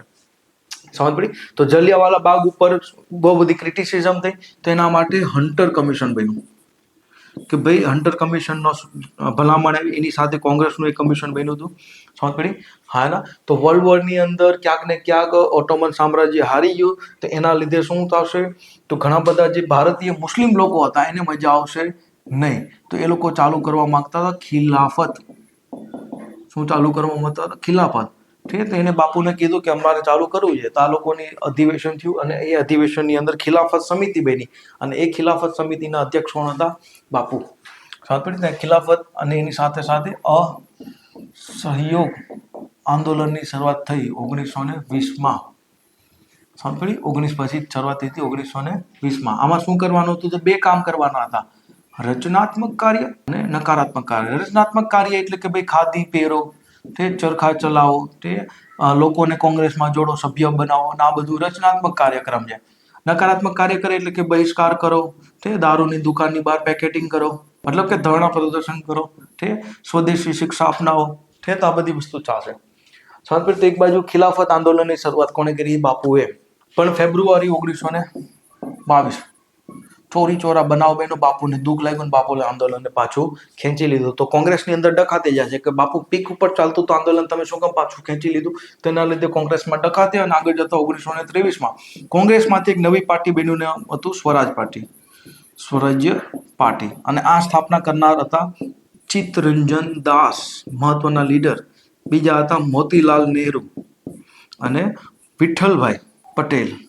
આ લોકોએ સારું એવું પ્રદર્શન કર્યું. આગળ જતો 1923ના ઇલેક્શનની અંદર સારી એવી જગ્યા સીટો જીતીને આવ્યા. સમજ પડી? અને કેન્દ્રીય ધારાસભાની અંદર પણ ઘણી બધી સીટો લઈને આવ્યા. ઠીક. તો મુસ્લિમ લીગ સાથે મળીને કોંગ્રેસ અને મુસ્લિમ લીગ બ્રિટિશના કામ થવા દે છે નહીં. મહત્વના જે બિલો હતા એને પાડી દેતા. જોકે આ ગવર્નર પાસે વીટો પાવર હતો એટલે કંઈ થતું નહીં. સમજ પડી? તો આ લોકો કામ કરવા દેતા નહીં. એટલે બાપુને છોડવામાં આવ્યા 1924માં. અને બાપુ અને ચિત્તરંજન દાસ વચ્ચે એક પેક્ટ થશે કે એક તો તમારે ચૂંટણી લડવાની નહોતી, હવે લડ્યા જો તો કામ કરો, બ્રિટિશ લોકોને કામ કરવા દો. સમજ પડી? તો એક બાજુ સ્વરાજ પાર્ટી ધીરે ધીરે પીક ઉપર ચાલતી હતી. બીજી બાજુ શું થશે કે 1926 આવતા હોતા ધીરે ધીરે સ્વરાજ પાર્ટી તૂટતી જશે. શું થતી જશે? તૂટતી જશે. અને 1927માં શું થશે કે ત્યાંની જે લિબરલ પાર્ટી રૂઢિવાદી પાર્ટી હતી એને એવું લાગતું હતું કે 1929માં ઇલેક્શન થશે, અમે હારી જશું. તો કામ કરો કે 1919ના મોન્ટેગ્યુ ચેમ્સ બોર્ડમાં કહેવામાં આવ્યું હતું કે તમે સ્વરાજને માટે લાયક છો કે ના લાયક છો એના માટે આપણે 10 વર્ષ પછી એક કમિશન બનાવજો. પણ આ લોકો શું કરશે કે 1927માં જે કમિશન બનાવી નાખશે જેનું નામ હતું સાયમન કમિશન. શું હતું? Simon commission. સાયમન કમિશનના 7 સભ્ય હતા. 7 સભ્ય કેવા હતા? બ્રિટિશ હતા. તો આનો થશે શું? વિરોધ. તે લોકો પ્લે લઈને ઉભા હશે, ચલા જા સાયમન, ચલા જા સાયમન, મતલબ કે સાયમન ગો બેક ને એવા નારા લગાવવામાં આવશે. તો એ સમયની અંદર SOS મતલબ કે જે ભારત સચિવ હતો બર્કિનહડ એ ચેલેન્જ આપશે કે કામ કરો, તમે બધી પાર્ટીઓ ભેગા થઈને શું બનાવો? એક બંધારણ. મતલબ કે એક તમે બધાને શું જોતું છે લઈને આવો મારી પાસે. તો આ લોકો ચેલેન્જને એક્સેપ્ટ કરશે. અને નહેરુની અધ્યક્ષતામાં, મતલબ કે મોતીલાલ નહેરુની અધ્યક્ષતામાં બધા લોકો ભેગા થશે. અને નહેરુ રિપોર્ટ આવશે. શું આવશે? નહેરુ રિપોર્ટ. 1928માં. પણ આ રિપોર્ટ જેવો આવ્યો તો આમાં કહેવામાં આવ્યું હતું કે અમને ડોમિનિયન સ્ટેટસ આપો. તો કોંગ્રેસના ખુદ અમુક જે યુવા નેતા હતા તે એનો વિરોધ કરશે. મુસ્લિમ લીગે આનો વિરોધ કર્યો કે ભાઈ અમને મજા આવી નહીં, કારણ કે અમને અહીંયા વધુ સીટ જોતી છે અને જ્યાં અલગ મતદાન મળે ત્યાં માત્ર ને માત્ર મુસ્લિમ લીગના લોકો જ ઊભા રહેવા જોઈએ. તો નહેરુ રિપોર્ટ શું થઈ ગયો અહીંયા? ફેલ. શું થઈ ગયો? ફેલ. તો બાપુને લાગ્યું કે આ લોકો ભાઈ આંદોલન માટે આપણે કઈ આપવા માંગતા નથી. બીજી બાજુ 1929ની અંદર દુનિયામાં ભયાનક મહામંદી ચાલતી હતી. બીજી બાજુ ભારતની અંદર ક્રાંતિકારી પ્રવૃત્તિ પીક ઉપર ચાલતી હતી. ભગતસિંહ, ચંદ્રશેખર આઝાદ, જતીનદાસ ને બધા લોકો. સમજ પડી? તો ઘણા બધા કારણોના લીધે બાપુને લાગે છે કે હવે કુછ તો કરના પડેગા. તો ક્યાં કરના પડેગા? તો સવિનય અવજ્ઞા આંદોલન 1930. સમજ પડી? તો બાપુએ શું ચાલુ કર્યું? સવિનય અવજ્ઞા આંદોલન. મતલબ કે જાણી જોઈને આપણે શું કરવાના છે? કાયદા તોડવાના છે. હવે એના કારણો ક્યાં ક્યાં હતા આપણે ડિટેલમાં આગળ મળશું. અહીંથી શરૂઆત થશે 12 માર્ચ થી માર્ચ કરવાની શરૂઆત થશે દાંડીની. અને માર્ચ કરતા કરતા બાપુ અડધા થઈ જશે. હાલી થાકી જાય ને, અડધા થઈ ગયા. તો અડધા ક્યારે થશો? તો 6 એપ્રિલ.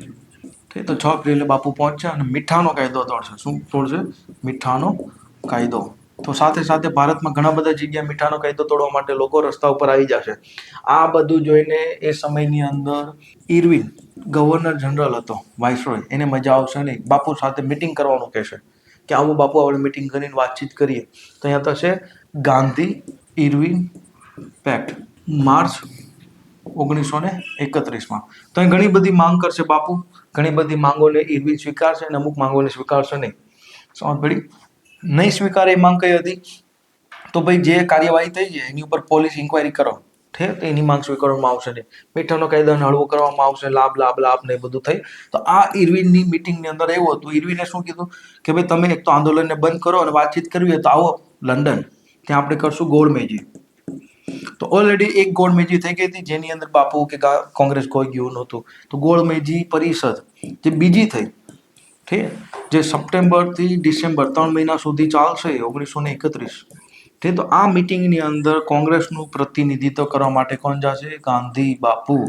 એની સાથે એનો સ્ટાફ જશે. સ્ટાફ એટલે કે એના જે આસિસ્ટન્ટ હતા, સચિવ મહાદેવભાઈ દેસાઈ જશે, સરોજિની નાયડુ જશે. સમજ પડી? 3 મહિના સુધી મિટિંગ ચાલી. 3 મહિના પછી ખબર પડી કે મજા આવતી નથી, તો મિટિંગ થઈ ગઈ ફેલ.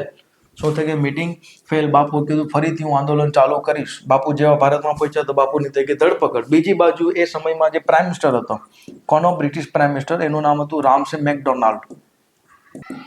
એને એક કમિટી બનાવી હતી, લિથિયન કમિટી, કે ભાઈ જો ભારતમાં આપણે કયા કયા લોકોને ઇલેક્શનમાં તોડી શકીએ. સમજ પડી? તેના માટે આપશે કોમી ચુકાદો. શું આપશે? કોમી ચુકાદો, કોમ્યુનલ એવોર્ડ, ઓગસ્ટ 1932. આમાં એવું હતું કે હવેથી દલિત લોકોને પણ અમે શું આપશું? અલગ મતદાન મંડળ. અત્યાર સુધી પહેલા તો 1909માં મુસ્લિમને મળ્યા, 1919ની અંદર ઈસાઈ અને શીખને મળ્યું. હવે અહીંયા શું કહેવા માંગે છે કે અમે કોને આપશું? દલિતોને. તો બાપુને મજા આવશે નહીં. તો બાપુ ચાલુ કરશે ભૂખ હડતાલ. બાપુ ક્યાં બેઠા છે? પૂનાની યરવાડા જેલની અંદર. તો ભૂખ હડતાલના લીધે શું થશે કે ભાઈ એ સમયમાં બાબા સાહેબ આંબેડકર ઉપર પ્રેશર વધી ગયું. તો બાબા સાહેબ આંબેડકરને કહેવામાં આવશે કે તમે આવો મને મળવા, મતલબ બાપુને મળવા જાઓ, નકર બાપુ મરી જશે. સાંભળી? તો અહીંયા બાબા સાહેબ આંબેડકર કહે છે આ તો પોલિટિકલ એક પ્રકારે બ્લેકમેલિંગ થઈ. સાંભળી? તો અહીંયા થશે પુના પેક્ટ. કોના કોના વચ્ચે? ગાંધી બાપુ અને બાબા સાહેબ આંબેડકર વચ્ચે. બાબા સાહેબ આંબેડકર કહેતા કે ભાઈ અમને અલગ બંધારણ મંડળ આપવું જોઈએ, પણ બાપુ કહે છે કે નહીં, એનાથી વિભાજન વધશે. એક કામ કરો, એની જગ્યાએ એ લોકોએ કંઈ 78 સીટો આપી હતી ને, એની જગ્યાએ અમે 140 જેટલી સીટો આપશું, પણ આરક્ષિત. મતલબ કે આરક્ષણ આપશું. એની જગ્યાએ અમે શું આપશું? આરક્ષણ. અલગથી મતદાન મંડળની જરૂર નથી. સમજ પડી? અહીંયા શું થશે? પુના પેક્ટ 1932માં. મસ્ત બધું ચાલતું હતું.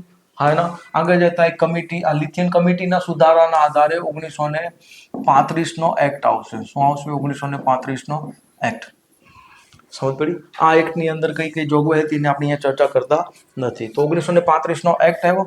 આગળ જતા શું થશે? આ એક્ટ પ્રમાણે 1937માં ચૂંટણી થઈ. શું થઈ? ચૂંટણી થઈ પ્રાંતોની અંદર, જેમાં 11 ટોટલ પ્રાંતો હતા. એમાંથી 8 પ્રાંતોમાં કોંગ્રેસે પોતાની સરકાર બનાવી. સમજ પડી? 2 પ્રાંતોની અંદર બીજી જ લોકોએ સરકાર બનાવી, ફઝલુલ હક ને એ બધા લોકોએ, સમજ પડી. અને 3માં ગઠબંધનની સરકાર હતી. મુસ્લિમ લીગને અહીંયા ભૂંડી હાર થઈ. મુસ્લિમ લીગને માંડ 10% વોટ મળ્યા. તો મુસ્લિમ લીગને ખબર પડી કે આપણું દાડિયું ચાલતું નથી. હવે મુસ્લિમ લીગનો ટોપિક બદલાઈ જશે અને લઈને આવશે શું કે અમને પાકિસ્તાન જોતું છે, અને ઓફિશિયલી આની જાહેરાત કરશે 1940માં. સમજ પડી. તો એક બાજુ કોંગ્રેસની જીત થઈ ગઈ. કોંગ્રેસની અંદર ધીરે ધીરે સમાજવાદી લોકોનું પ્રભુત્વ વધતું જતું હતું. તો એના માટે 1938ની હરિપુરા, મતલબ કે અમારા સુરતમાં હરિપુરાની અંદર કોંગ્રેસનું અધિવેશન થયું. અને આ અધિવેશનમાં અધ્યક્ષ બનીને કોણ આવે છે? સુભાષચંદ્ર બોઝ દાદા જીતીને આવે છે. પણ ગાંધી બાપુ સાથે મતભેદ તો ચાલુ જ હતો. અને આની અંદર રાષ્ટ્રીય યોજનાનો પ્રસ્તાવ પ્રસાર કરવામાં આવ્યો. સમજ પડી. તો કોંગ્રેસ સાથે મતભેદ ચાલુ થઈ ગયો હતો. કોનો? સુભાષચંદ્ર બોઝનો. એટલે આગળ જતા 1939માં ત્રિપુરા અધિવેશન થયું. અને આ અધિવેશનની અંદર કોંગ્રેસ તરફથી એક વ્યક્તિ ઉભા છે, એનું નામ હતું પટ્ટાભી સીતારમૈયા, જેને પૂરેપૂરો સપોર્ટ આપ્યો કોને? બાપુએ. અને એની સામે ઇલેક્શન લડવા કોણ આવે છે? સુભાષચંદ્ર બોઝ ફરીથી. અને 1500 વોટના માર્જિન સાથે સુભાષચંદ્ર બોઝ જીતી જશે. સમજ પડી. તો બાપુ અહીંયા પોલિટિકલ બ્લેકમેલિંગ ફરી ચાલુ કરશે કે આ તો ભાઈ મારી હાર હતી, સીતારમૈયાની હાર નથી. તો સુભાષચંદ્ર ઉપર ઘણું બધું પોલિટિકલ પ્રેશર આવતું હતું. તો એના લીધે એ પોતાની રાજીનામું આપી દેશે કોંગ્રેસમાંથી અને એક નવી પાર્ટી બનાવશે, ફોરવર્ડ બ્લોક પાર્ટી. સમજ પડી. અને પિતા સીતારમૈયાની જગ્યાએ નવા અધ્યક્ષ તરીકે, મતલબ સુભાષચંદ્ર બોઝ એકચ્યુઅલી અધ્યક્ષ હતા, તો એની જગ્યાએ નવા કોણ આવશે? રાજેન્દ્ર પ્રસાદ. સમજ પડી. તો અહીંયા કોંગ્રેસમાં મતભેદ ચાલુ છે. બીજી બાજુ 1937ની ચૂંટણી થઈ, જેની અંદર કોંગ્રેસે સરકાર બનાવી. અમુક પ્રાંતોમાં ખેડૂતોના આંદોલનને રોકવામાં પણ કોંગ્રેસનો હાથ હતો. ખાસ કરીને સંયુક્ત પ્રાંતની અંદર કિસાન મહાસભા જે હતી, એના જે આંદોલન હતા એને કોંગ્રેસે દબાવ્યા. સમજ પડી. બંગાળની અંદર પણ એવું થયેલું. તો બીજી બાજુ શું થશે કે 1 સપ્ટેમ્બર 1939 જર્મનીએ પોલેન્ડ ઉપર આક્રમણ કર્યું. એના લીધે 3 સપ્ટેમ્બર 1935થી ઓફિશિયલી વર્લ્ડ વોર 2ની શરૂઆત થઈ. શેની શરૂઆત થઈ? વર્લ્ડ વોર 2ની. આ સમયમાં વાઇસરોય કોણ હતો? લિનલિથગો. એણે શું કર્યું કે ભારતીય લોકોને પૂછ્યા વગર વર્લ્ડ વોર 2માં આપણે છોડી દીધા. સમજ પડી. અને એને એક ઓફર આપી કે ભાઈ તમે મને સહયોગ આપો. તો આને કહેશું લિનલિથગો ઓફર. શું કહેશું? લિનલિથગો ઓફર. ઓક્ટોબર 1939. આ ઓફરમાં એવું હતું કે ભાઈ આ યુદ્ધમાં મદદ કરશો તો આપણે એક યુદ્ધ સલાહકાર સમિતિ બનાવશું. થઈ આઝાદી, મતલબ યુદ્ધ પત્યા પછી તમને અમે આપશું ડોમિનિયન સ્ટેટસ. શું આપશું? Dominion status. ડોમિનિયન સ્ટેટસ એટલે કે 3 વસ્તુ બ્રિટિશ લોકોની, બાકી બધું તમારું. સમજ પડી. તો લિનલિથગોની શું આવી? ઓફર. આ ઓફરથી કોંગ્રેસને મજા આવશે નહીં. તો કોંગ્રેસ શું કરશે? 15 નવેમ્બર સુધીમાં પોતાની જેટલી બી સરકારો બનેલી હતી પ્રાંતોમાં, એ બધીથી શું આપી દેશે? રાજીનામું. એટલે આને કહેશું આપણે મુક્તિ દિવસ. કેવો દિવસ તરીકે મનાવે છે? મુક્તિ દિવસ. છે. મુસ્લિમ લીગને તો ઓલરેડી મજા નહીં આવે કે હવે પાકિસ્તાન જોતું ભૂંડાર લાગ્યા ઇલેક્શનમાં હાર્યા પછી. સમજ પડી. તો લિનલિથગોની ઓફર આવી, એ ઓફરને અહીંયા શું કરવામાં આવી? અસ્વીકારવામાં આવી. સમજ પડી. બીજી બાજુ શું થાય છે કે 1940ની અંદર યુકેની પોલિટિક્સમાં પરિવર્તન આવ્યું. ચર્ચિલ ત્યાંનો પ્રાઇમ મિનિસ્ટર બને છે. એમરી કરીને એક વ્યક્તિ હતો, એનો એસઓએસ બને છે. આ બંને ભારત વિરોધી હતા. પણ આ યુદ્ધની અંદર જર્મની એટલું બધું આવી થયું કે એક જ વર્ષની અંદર સંપૂર્ણ યુરોપ પર કબજો કરી લીધો. ખાલી હવે બ્રિટિશ બાકી હતું, બ્રિટન. સમજો ને, બ્રિટનમાં આડેધડ બોમ્બ ધડાકા થતા હતા. તો બ્રિટિશ ઉપર પ્રેશર હતું. બીજી બાજુ અમેરિકાનો પ્રેસિડેન્ટ હતો રૂઝવેલ્ટ. રૂઝવેલ્ટનું પ્રેશર હતું કે ભાઈ તમારે સહયોગ લાવવો જ પડશે. ક્યાંથી? ઇન્ડિયાથી. તો ચર્ચિલ ઉપર પ્રેશર આવે છે. તો એના માટે શું આવશે? August offer. શું આવશે? August offer. ઓગસ્ટમાં આવી હતી એટલે ઓગસ્ટ ઓફર 1940. ઓફર લઈને આવે છે કોણ? લિનલિથગો. ઓફરમાં શું હતું? તો કાંઈ નહીં, આ યુદ્ધની અંદર અમને ફૂલ સહયોગ આપો તો આપણે એક સલાહકાર સમિતિ બનાવશું, એમાં તમે સલાહ આપશો જેને અમે માનશું નહીં. બીજું કે ભાઈ યુદ્ધ પતે છે, આપણે બંધારણ સભાની રચના કરશું. યુદ્ધ પત્યા પછી આપણે તમને ડોમિનિયન સ્ટેટસ આપશું. સમજ પડી. બીજું કે જે ગવર્નર જનરલની કાઉન્સિલ છે, વાઇસરોયની કાઉન્સિલ, એમાં આપણે ભારતીય લોકોની સંખ્યાને વધારશું. તો આ બધું સાંભળીને કોંગ્રેસ કહેશે મજા ન આવી. ઇન્ડિયન નેશનલ કોંગ્રેસ શું કહે છે? મજા ન આવી. કારણ કે યાદ કરો, અમે 1929ની અંદર લાહોર અધિવેશનમાં એ સમયમાં નહેરુ અધ્યક્ષ હતા અને પૂર્ણ સ્વરાજ નો ઠરાવ પસાર કરેલો. તો ભાઈ કાંઈ ના ખપે, શું ખપે? ખાલી પૂર્ણ સ્વરાજ ખપે, ડોમિનિયન સ્ટેટસ ના ખપે. સમજ પડી? તો અહીંયા કોંગ્રેસે શું કર્યું? ના પાડી દીધી. મુસ્લિમ લીગે શું કીધું? કે પાકિસ્તાન દેખાતું નથી, મજા ના આવી. સમજ પડી? તો ઓગસ્ટ ઓફર આવી, કોંગ્રેસને મજા ના આવી, મુસ્લિમ લીગને મજા ના આવી, તો ઓગસ્ટ ઓફર ગઈ. તો જેવી ઓગસ્ટ ઓફર ફેલ ગઈ તો બાપू ने લાગ્યું કે બેઠे बैठे क्या करें, अब तो कुछ दिखाना पड़ेगा, अब भी दिखाता हो तेरे को. ठीक है? तो અહીંયા શું ચાલુ થશે? વ્યક્તિગત સત્યાગ્રહ. શું ચાલુ થશે? વ્યક્તિગત સત્યાગ્રહ. એ ઓગસ્ટમાં ચાલુ થશે, ઓગસ્ટ એન્ડમાં, 1940માં. વ્યક્તિગત સત્યાગ્રહમાં શું હતું કે ભાઈ રોડ ઉપર આવીને ડાયરેક્ટ વિરોધ કરવાનો નથી, પણ સરકારે આપણે પૂછ્યા વગર યુદ્ધમાં શું કામ જોડ્યા એની આપણે શું કરવાની છે? નિંદા કરવાની છે. પણ જે લોકો લડે છે એના આપણું મોરલ ડાઉન કરવાનો નથી, તો આપણે એને પ્રોત્સાહિત પણ કરવાના છે. તો શું કરવાનું છે? ખાલી આવીને આપણે ભાષણ.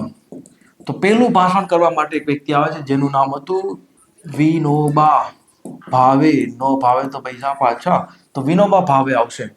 તો એને આપણે કહીશું પ્રથમ વ્યક્તિગત સત્યાગ્રહી. સમજ પડી? બીજા સત્યાગ્રહી કોણ? તો મોટા ભાગની બુકોમાં લખ્યું છે નહેરુ, જવાહરલાલ નહેરુ. પણ ગ્રંથ નિર્માણ બોર્ડમાં લખ્યું છે બ્રહ્મદત્ત. શું નામ લખ્યું છે? બ્રહ્મદત્ત. તો બીજો નહીં પૂછે ભાઈ બીજું કોણ હતું? તો પ્રથમ કોણ હતું? વિનોબા ભાવે. સમજ પડી? 4 લેયરની અંદર વ્યક્તિગત સત્યાગ્રહ કરવાનો હતો. પ્રથમ હરોળના નેતા, મતલબ કે મોટા મોટા નેતા. એના પછી જે ભૂતપૂર્વ માજી નેતાઓ છે એ બધા બીજી દ્વિતીય હરોળના નેતા. ઠીક? ત્રીજા હરોળના પ્રાદેશિક જે કમિટીઓ છે પ્રાંતોની, ઠીક, એ લોકોના લીડર. અને ચોથા નંબર ઉપર કાર્યકર્તાઓ. ઠીક? આ લોકો ધરપકડ થાય તો તમારે કરવાનું, તમારી થાય તો આ લોકોને, તમારી થાય તો આ લોકોને. બધા શું કરવાનું છે? રોડ ઉપર આવીને ભાષણો કરવાના છે. સમજ પડી? તો ધીરે ધીરે બધાની ધરપકડ થઈ જશે, આગળ જતા છૂટી બી જશે. તો વ્યક્તિગત સત્યાગ્રહ થયો. બીજી બાજુ શું થશે કે આ એ સમય હતો કે જાપાન ફૂલ એગ્રેસિવ હતું. જાપાને પર્લ હાર્બર ઉપર ધડાકા કરીને આવ્યું. ઠીક? ઇન્ડોનેશિયા જીતી લીધું, ચાઇના જીતી લીધું, કોરિયા જીતી લીધું. ધીરે ધીરે સિંગાપુર, જે બ્રિટિશનું હબ હતું સિંગાપુર, એને જીતી લીધું. સમજ પડી? ધીરે ધીરે ભારત તરફ વળતું તો આગળ જતા રંગૂન, બર્મા જીતી લેશે. તો બ્રિટિશ ઉપર પ્રેશર હતું. કોનું? જાપાનનું. બીજી બાજુ જાપાને જે બોમ્બ મારો કર્યો પર્લ હાર્બર, જે યુએસએ નું હતું, તો હવે યુએસએ પણ આમાં જોડાણું. તો રૂઝવેલ્ટે પ્રેશર કર્યું કોને? ચર્ચિલને, કે જાપાનને નિયંત્રિત કરવું હશે તો ભારત પાસેથી સહયોગ લેવો જરૂરી છે. શું સહયોગ લેવો જરૂરી છે? કોના માટે? જાપાન ઉપર નિયંત્રણ સ્થાપિત કરવા માટે. તો એક બાજુ રૂઝવેલ્ટનું પ્રેશર, અમેરિકાનું પ્રેશર, બીજી બાજુ જાપાનનું એગ્રેશન. અને એ સમયની અંદર શું થશે કે જાપાન સાથે એક ઓર સેના આવશે, જેનું નામ હતું Indian national army, Azad Hind ફૌજ. શું આવશે? આઝાદ હિંદ ફૌજ. સમજ પડી? આગળ આપણે એની ચર્ચા કરશું. તો બધાનું પ્રેશર હતું ચર્ચિલ ઉપર. તો ચર્ચિલ મૂંઝાણો કે હવે શું કરવું? આ લોકો માનતા નથી. તો એક વ્યક્તિને મોકલવામાં આવશે, એનું નામ હતું ક્રિપ્સ. તો અહીંયા શું આવશે? Cripps mission, March 1942. કારણો સમજ પડ્યા ક્રિપ્સને આવવા પાછળના? હા ના, ક્રિપ્સ ભારતમાં આવશે, અલગ અલગ પાર્ટીના લોકો સાથે મળશે, ચર્ચા કરશે અને પછી પોતાની જોગવાઈઓ કહેશે, મતલબ કે પોતાની ડિમાન્ડ રાખશે. તો ડિમાન્ડમાં શું હતું? તો સેમ ટુ સેમ લોલીપોપ, કે ભાઈ આઝાદી પછી ડોમિનિયન સ્ટેટસ આપશું. ઠીક છે? હાલમાં ભારતીય જે ગવર્નર જનરલની કાઉન્સિલ છે, શું છે? કાઉન્સિલ, તે એની અંદર ભારતીય લોકોની સંખ્યા વધારશું. બીજી બાજુ કે ભાઈ ભારતની અંદર જે રક્ષા મંત્રી છે, સુરક્ષા મંત્રી, આપણે ટૂંકમાં રક્ષા મંત્રી કહેશું, તો એ આપણે 2 રાખશું. સમજ પડી? સોરી, શું કહેવામાં આવ્યું? કે ભારતીય સંઘ બનાવશું. એની અંદર ભારતીય બ્રિટિશ પ્રાંતો બી હશે અને રજવાડા પણ હશે. શું હશે? રજવાડા. પણ રજવાડા ના હોય તો આવે, ન હોય તો કાંઈ નહીં, તો એ લોકો સ્વતંત્ર છે. સમજ પડી? બ્રિટિશ પ્રાંતોને પણ જો ભારતીય સંઘમાં જોડાવવું હોય તો જોડાય, ન જોડાય તો ન જોડાય. સમજ પડી? તો એ પણ સ્વતંત્ર. આઈડિયા આવે છે? હા ના? ઠીક? તો અહીંયા ક્યાંય પાકિસ્તાનની વાત નથી કરવામાં આવી, યાદ રાખજો. ક્રિપ્સ મિશનમાં ક્યાંય પાકિસ્તાનની વાત કરવામાં નથી આવી. ભારતીય સંઘ બનશે, જેની પાસે 3 પાવર હશે મહત્વના. એક તો પરરાજ્ય પાવર, એટલે કે વિદેશ નીતિ, સંરક્ષણ અને સંચાર, પરિવહન, કમ્યુનિકેશન ને બધું. આ 3 સિવાય બધા વિષયો, બાકી બધા વિષયો કોને મળશે? પ્રાંતોને. સમજ પડી? તો મહત્વની આ જોગવાઈ હતી. સમજ પડી? બીજું કે ભાઈ બંધારણ સભા બનાવશું આપણે. શું બનાવશું? બંધારણ સભા. પણ જો આ બનશે તો બંધારણ સભા બનશે. અને જે બી બને એમાં બધામાં લઘુમતીનું ધ્યાન રાખવામાં આવશે. એને કોઈ તકલીફ પડવી જોઈએ નહીં. સમજ પડી? તો ક્રિપ્સ મિશનની અંદર આ બધી જોગવાઈ થઈ. તો ઓબ્વિયસલી વાત છે કે ઓલ ઇન્ડિયા કોંગ્રેસ કમિટી મતલબ કે આયન છે કોંગ્રેસ શું કરશે તો કહેશે નહીં મજા આવી નહીં, કારણ કે યાદ કરો અમે 1929માં શું વાત કરેલી પૂર્ણ સ્વરાજની, અને તમે અમને શું લોલીપોપ આપો છો ડોમિનિયન સ્ટેટસનો, નથી પસંદ. બીજું કે તમે આ ભારતીય સંઘ એવું બનાવવા માંગો છો કે જેની અંદર પ્રાંતો અને રજવાડાને સ્વતંત્રતા છે. તો આમાં ભારતીય સંઘ કેટલું નબળું થયું, કારણ કે 3 વિષય જ ખાલી એની પાસે, તો એ ભારતીય સંઘ કેવું છે નબળું, એટલે મજા આવી નહીં. સમજ પડી? હા ના. Indian all India Muslim league એ શું કહે છે થેન્ક્સ બટ નોટ થેન્ક્સ. શું કામ? કારણ કે તમે લઘુમતીની વાત કીધી તો એના માટે થેન્ક્સ, પણ ક્યાંય પાકિસ્તાનની વાત છે નહીં, એટલે નો થેન્ક્સ. સમજ પડી? તો ક્રિપ્સ મિશન અહીંયા શું જશે ફેલ. શું થઈ જશે ફેલ. તો બાપુનું હવે મગજ ચટકી ગયો કે હવે આ લોકો લોલીપોપ જ આપે છે તો કામ કરી આંદોલન મોટા પાયે કરી કરો યા તો મરો, જોયું જશે, કાં તો મળશે કાં તો નહીં મળે, કરો યા તો મરો. વાટ નથી જોવી અહિંસા સુધી આવવાની, ઠીક જીવ જશે, કરો યા મરો. તેના માટે આવશે શું હિન્દ છોડો આંદોલન. શું આવશે હિન્દ છોડો આંદોલન.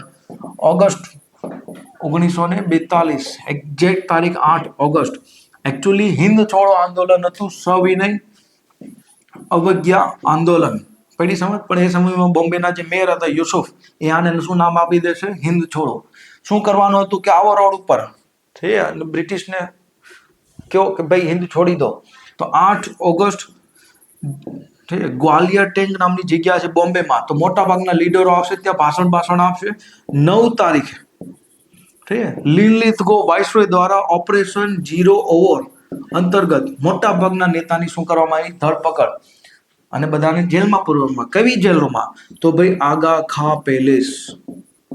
નામ જોતા ખબર પડી જાય છે, ગૂગલ કરજો આગા ખા પેલેસ. ત્યાં ગાંધીજી ને બધાને પૂરવામાં આવ્યા.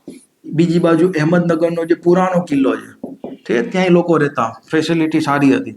તો ત્યાં જવાહરલાલ નહેરુ, મૌલાના અબુલ કલામ આઝાદ, રાજેન્દ્ર પ્રસાદ, તો એ બધાને ત્યાં જેલમાં પૂરવામાં આવ્યા. તો કોંગ્રેસ અહીંયા નેતૃત્વ વિહીન થઈ ગયું, તો કોંગ્રેસ ઉપર અહીંયા પ્રતિબંધ લગાવી દીધેલો. પણ બીજી બાજુ આ આંદોલનની અંદર અંડરગ્રાઉન્ડ બહુ કામ ચાલતું હતું. કેવું? અંડરગ્રાઉન્ડ ક્રાંતિકારી કામ. સમજ પડી? તમે નામ સાંભળ્યું હશે ઉષા મહેતા,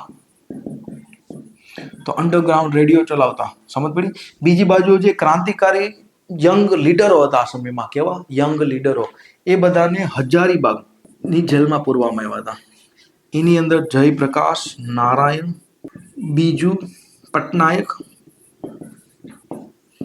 રામ મનોહર લોહિયા, ઠીક. આ બધા એ સમયમાં યંગ લીડરો હતા. ઠીક. આ બધા શું કરશે ત્યાંથી જેલોમાંથી ભાગીને નેપાળ વહી જશે, ત્યાંથી ક્રાંતિકારી પ્રવૃત્તિ કરશે. બીજી બાજુ પબ્લિક રોડ ઉપર, અને એને કર્ણાટક પદ્ધતિ અપનાવી. મતલબ કે જેટલા બી કમ્યુનિકેશનના સાધનો હતા બધા તોડી નાખ્યા, લાખો કરોડોનું નુકસાન કરી નાખ્યું. કોનું? બ્રિટિશથી રહેવાનું નહીં. તો એને ક્રૂરતાપૂર્વક આંદોલનને દબાવવા માટે લાઠીચાર્જનો ઓર્ડર આપ્યો, શૂટ એન્ડ સાઇડનો ઓર્ડર આપ્યો. અને એવું કહેવાય છે ગ્રંથિમાં બોર્ડમાં લખ્યું છે કે વિમાન દ્વારા ગોળીબાર કરવામાં આવતો. તો લાખોમાં હજારોમાં લોકો અહીંયા શું પામશે? મૃત્યુ પામશે ક્યાં? હિન્દ છોડો આંદોલનમાં. સમજ પડી? હા ના. તો એક બાજુ હિન્દ છોડો આંદોલન ચાલે છે, બીજી બાજુ 1943માં દુષ્કાળમાં ભયંકર દુષ્કાળ ચાલશે બંગાળમાં. બંગાળમાં શું ચાલશે? ભયંકર દુષ્કાળ. આના કારણો ક્યાં ક્યાં છે એની આપણે આગળ ચર્ચા કરશું. પણ આ દુષ્કાળની અંદર 30 થી લઈને 35 લાખ લોકોના મૃત્યુ થયા. કેટલા? 30 થી 35 લાખ લોકોના મૃત્યુ થયા હતા. બીજી બાજુ આ એ સમય હતો કે ભાઈ ભારતની અંદર આ ભાઈ જે સુભાષચંદ્ર બોઝ છે એની આર્મી પણ એક્ટિવ હતી. એની હું થોડીક સ્ટોરી બતાવી દઉં. 1941માં જ્યારે સિંગાપુર જીતી લેશે, કોણ જીતી લેશે? જાપાન. તો ભારતના 45,000 સૈનિકો પકડાઈ જશે. અને એનો જે લીડર હતો મોહનસિંહ. શું નામ હતું? મોહનસિંહ. પડી સમજ? હવે યાદ કરો, એક વ્યક્તિ હતા રાસ બિહારી બોઝ, જે જાપાન ચાલ્યા ગયા હતા. ઠીક. ક્રાંતિકારી હતા. યાદ રાખજો, હાર્ડિંગ ઉપર બોમ્બ ફેંકવામાં આનો હાથ હતો. સમજ પડી? પણ હાર્ડિંગ બચી જશે. તો આ ક્રાંતિકારી લીડર હતા જે ભાગીને જાપાન વયા ગયા. જાપાનમાં એક રાજકુમારી સાથે લગ્ન કરી લીધા, એટલે જાપાનમાં બહુ મોટું નામ, બહુ મોટું સેટિંગ હતું. કોનું? રાસ બિહારી બોઝનું. તો એણે એક સંસ્થા ચાલુ કરી હતી, ઇન્ડિયા ઇન્ડિપેન્ડન્ટ લીગ. કઈ સંસ્થા ચાલુ કરી? India independent league. અને એનો એક મેમ્બર હતો પ્રીતમસિંહ. કોણ હતો? પ્રીતમસિંહ. જે ક્યાં હતા? સિંગાપુરમાં. ક્યાં હતા? સિંગાપુરમાં. તો પ્રીતમસિંહે જોયું કે ભાઈ સિંગાપુરમાં જાપાનીઝ લોકો દ્વારા આપણા ભારતીય 45,000 લોકોની ધરપકડ કરવામાં આવી છે, તો આનો ફાયદો ઉઠાવવો જોઈએ. તો પ્રીતમસિંહની કહેવાથી મોહનસિંહની મુલાકાત થશે કોની સાથે? જાપાનીઝ અધિકારીઓ સાથે. અને જાપાનીઝ અધિકારીઓના કહેવાથી આ મોહનસિંહ અને પ્રીતમસિંહ ભેગા મળીને એક સેના બનાવશે જેનું નામ હતું આઝાદ હિન્દ ફૌજ. તો 1941માં આઝાદ હિન્દ ફૌજ બનેલી છે. યાદ રાખજો, પ્રીતમસિંહ અને મોહનસિંહે બનાવેલી છે, સુભાષચંદ્ર બોઝે નથી બનાવેલી. પણ આ સમયમાં સુભાષ બાબુ ક્યાં હતા? તો ધ્યાનથી સમજો. ફોરવર્ડ બ્લોક પાર્ટી બનાવી. આ પાર્ટીએ વિરોધ પ્રદર્શન કર્યું, એના લીધે એની ધરપકડ થઈ. ધરપકડના લીધે સુભાષ બાબુએ પણ શું કર્યું? ભૂખ હડતાલ કરી, બીમાર પડ્યા, જેલમાંથી છૂટી ગયા અને ઘરે નજરકેદ હતા. રાતના સમયમાં ભાગીને ચાલ્યા જશે. વર્લ્ડ વોરની શરૂઆત થઈ ગઈ હતી યુએસએસઆર. પણ યુએસએસઆર થી કોઈ મદદ મળશે નહીં. તો ત્યાંથી ક્યાં? જર્મની. પણ જર્મનીમાં એટલી બધી મદદ મળી નહીં. હિટલરે કીધું કે અમે મદદ કરી પણ અમારી શરતે. અને એ જ સમયમાં જર્મનીએ યુએસએસઆર ઉપર આક્રમણ કરી દીધું. એટલે સુભાષ બાબુને લાગ્યું કે ભાઈ અહીંયા જર્મનીથી કાંઈ મળવાનું નથી, તો સબમરીનમાં બેસીને ક્યાં જશે? જાપાન. જેવા જાપાન પહોંચ્યા, જાપાનમાં રાસબિહારી બોઝ સાથે સુભાષચંદ્ર બોઝનું કોઈએ કનેક્શન કરાવ્યું તો એ કોણ હતા? વીર સાવરકર હતા. ક્યારેક ડિટેલમાં બધું વાંચો ને ખબર પડશે કે એકચ્યુઅલીમાં આ લોકો ક્રાંતિકારી લોકો લડતા હતા. તો રાસબિહારી બોઝ શું કે છે? કામ કર, ઇન્ડિયન ઇન્ડિપેન્ડન્ટ લીગ. અને આ સમય આવતા 1943ની ઘટના છે. આઝાદ હિન્દ ફોર્સ છે એ પણ નેતૃત્વ વિહીન થઈ ગઈ હતી, કારણ કે મોહનસિંહની ડેથ થઈ ગઈ હતી. તો શું થશે કે ઇન્ડિયન નેશનલ આર્મી અને આઝાદ હિન્દ ફોર્સ, આ બંનેનું નેતૃત્વ હવે કોના હાથમાં આવી જશે? સુભાષચંદ્ર બોઝના હાથમાં આવી જશે. સમજ પડી? આ લોકો પોતાની એક બ્રિગેડ બનાવશે, અલગ અલગ 4 brigade, Gandhi brigade, Nehru brigade, Subhash brigade, Lakshmi brigade. અને આ લોકો મ્યાનમાર થ્રુ ભારતમાં ઘૂસવાનો પ્રયત્ન કરશે અને કોહિમાનું યુદ્ધ, ઇમ્ફાલનું યુદ્ધ બ્રિટિશ સામે આ લોકો લડશે. કોના સહયોગથી? જાપાનના સહયોગથી. આગળ જતા અંદમાન નિકોબાર ઉપર કબજો કરી લેશે. આગળ જતા આ લોકો ભારતની પ્રથમ સ્વતંત્ર સરકાર બનાવશે. આ લોકોની જ્યાં જ્યાં એરિયા પર કબજો હતો ત્યાં પોતાની એક સરકાર હતી, ખુદના મંત્રીઓ હતા, અલગ અલગ પોતાના સિક્કાઓ હતા, નોટો હતી, બધું હતું. અને ઘણા બધા દેશોએ આને માન્યતા પણ આપેલી, જેમ કે જાપાને આપેલી, ઇટલીએ માન્યતા આપેલી, જર્મનીએ માન્યતા આપેલી, ચાઇનાએ માન્યતા આપેલી, કોરિયાએ માન્યતા આપેલી, ઇન્ડોનેશિયાએ માન્યતા આપેલી. સમજ પડી? તો આપણી પહેલી સરકાર કોણે બનાવી હતી? સુભાષચંદ્ર બોઝે. તો એક બાજુ આ ઘટના ચાલે છે, બીજી બાજુ તમારા લીડરો બધા ક્યાં હતા? જેલમાં. પણ 1945 આવતા ધ્યાનથી સમજજો, 1945 આવતા ઠીક છે, જુલાઈ સુધીમાં શું થશે? એની પહેલા તો ભાઈ માર્ચ સુધીમાં ઇટલીએ સરેન્ડર કરી દીધું, જર્મનીએ સરેન્ડર કરી દીધું, કારણ કે જર્મનીને ઘેરી લીધું યુએસએસઆર અને હિટલરે સુસાઇડ કરી લીધી. પણ હજી બી જાપાન એગ્રેસિવ હતું. શું એગ્રેસિવ હતું? જાપાન શાંત બેસતું નહોતું. તો જાપાનને હરાવવા માટે ભારતથી સહયોગ લેવો જરૂરી હતો. શું હતો? જાપાનને હરાવવા માટે ભારત પાસેથી સહયોગ લેવો જરૂરી હતો. તો અમેરિકાનું પ્રેશર આવ્યું કોની ઉપર? ફરીથી બ્રિટિશ ઉપર. સાંત પડી. તો ચર્ચિલને લાગ્યું કે કામ કરો, એક વ્યક્તિને મોકલો કે જે થોડુંક સમાધાન કરે. તો વાઇસરોય તરીકે વેવેલ આવશે. કોણ આવશે ભારતમાં? વેવેલ. સમજ પડી? તો જૂન 1945 વેવેલ આવ્યો. ઠીક. વેવેલનું કામ શું હતું કે ભારતના જેટલા બી લોકો છે એ બધી પાર્ટીઓ સાથે મળીને વાતચીત કરો અને આ લોકોને શું જોતું છે આપો. સમજ પડી? તો અલગ અલગ પાર્ટીઓ સાથે મિટિંગ કરશે અને એ મિટિંગ થઈ ક્યાં? સિમલામાં. ક્યાં થઈ? સિમલામાં. તો બાપુએ મિટિંગમાં ભાગ લીધો નહોતો પણ છતાંય સિમલા ગયા હતા. સમજ પડી? કોંગ્રેસ, મુસ્લિમ લીગ, ઘણી બધી પાર્ટીઓ ભેગી થઈ, સિમલામાં મિટિંગ થઈ. ઠીક. અને આ બધા ભેગા મળીને વાતચીત કરી પણ મેળ આવ્યો નહીં. તો વેવેલે પોતાની યોજના બહાર પાડી, જેને આપણે કહેશું વેવેલ યોજના. શું કહેશું? વેવેલ યોજના. સમજ પડી? જોકે વેવેલ યોજના જૂનમાં આવેલી અને આ ભાઈ તો આની પહેલા આવી ગયેલો, 2-3 મહિના પહેલા. તો વેવેલ યોજનામાં શું હતું? ધ્યાનથી સમજો કે ભાઈ ગવર્નર જનરલની જે કાઉન્સિલ છે, માથા ઉપર નિયાદ છે, ધ્યાનથી સમજો, એની અંદર આવે બધા સંપૂર્ણ સભ્ય કોણ હશે? ભારતીય, પણ 50% હિન્દુ અને 50% મુસ્લિમ. સમજ પડી? હા ના? હવે ધ્યાનથી સમજો કે 1940 થી લઈને 1945 સુધી ઇન્ડિયન નેશનલ કોંગ્રેસના જે પ્રમુખ હતા એ હતા મૌલાના અબુલ કલામ આઝાદ. કોણ હતા? મૌલાના અબુલ કલામ આઝાદ. સમજ પડી? આની પહેલા મુસ્લિમ લીગના સભ્ય હતા. તો ગવર્નર જનરલની કાઉન્સિલની અંદર 10 સભ્ય 10 સભ્ય હતા ટોટલ. 10 કોણ હશે? ભારતીય, 5 મુસ્લિમ અને 5 હિન્દુ, એટલે કે સમાન પ્રતિનિધિ મળશે. બીજું કે વચગાળાની સરકાર બનાવશે તાત્કાલિક ધોરણે, વચગાળાની સરકાર. સમજ પડી? અને આપણે બનાવશું બંધારણ સભા. સમજ પડી? તો ઓબ્વિયસલી આ જોઈને તે શું થશે? વિરોધ ચાલુ થશે. પહેલા તો મુસ્લિમ લીગ શું કહે છે કે થેન્ક્સ, તમે કીધું ને 50%, પણ આ 50% માત્ર ને માત્ર કોણ હશે? ઓલ ઇન્ડિયા મુસ્લિમ લીગના સભ્ય. કારણ કે એ સમયમાં ઘણી બધી ઓર મુસ્લિમ પાર્ટીઓ હતી.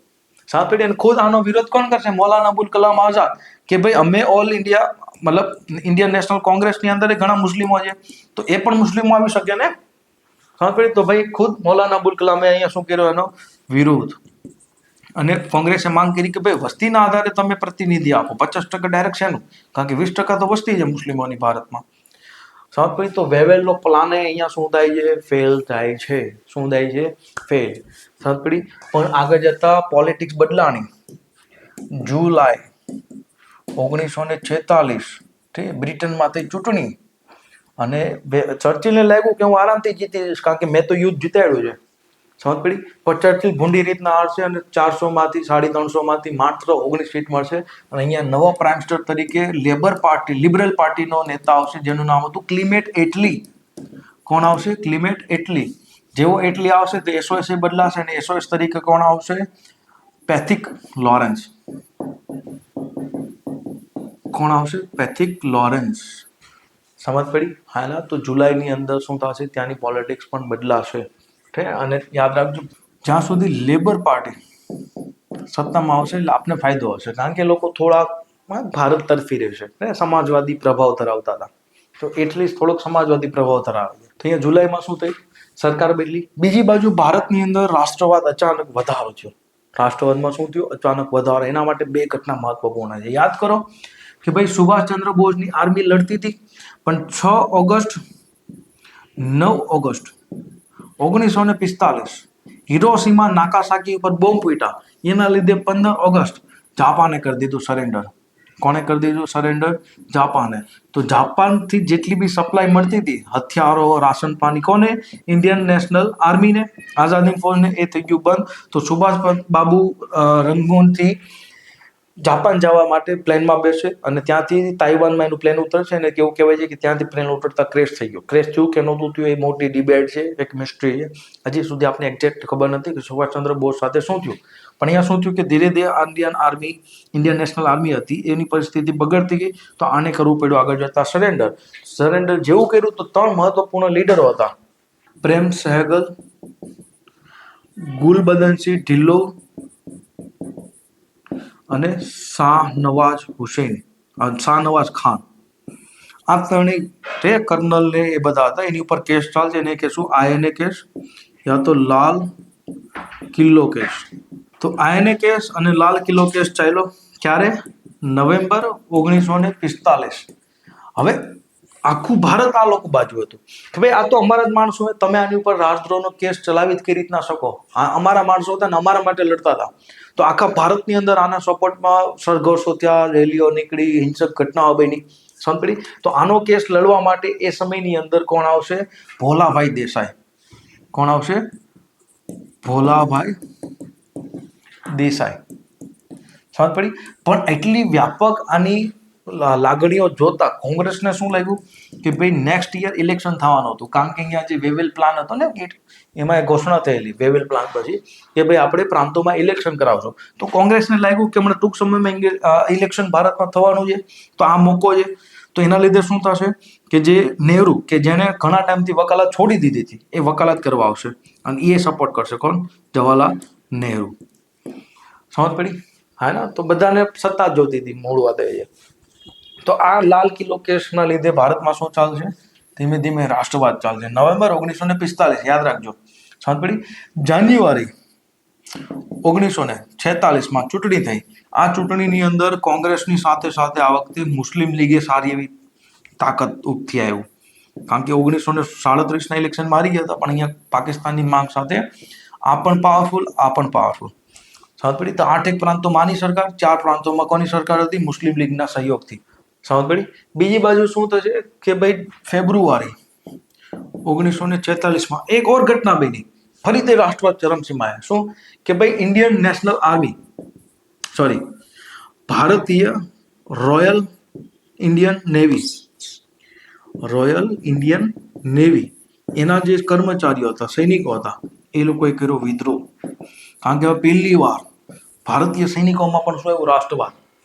સમજ પડી? ભારતીય સૈનિકોમાં પણ શું આવ્યું? રાષ્ટ્રવાદ. ભાઈ બ્રિટિશ લોકો જેના દમ ઉપર શાસન કરતા હતા એ કોણ હતા? British army. અને એ આર્મીમાં કોણ હતા? ભારતીય લોકો. પણ અહીંયા પહેલી વાર શું થશે?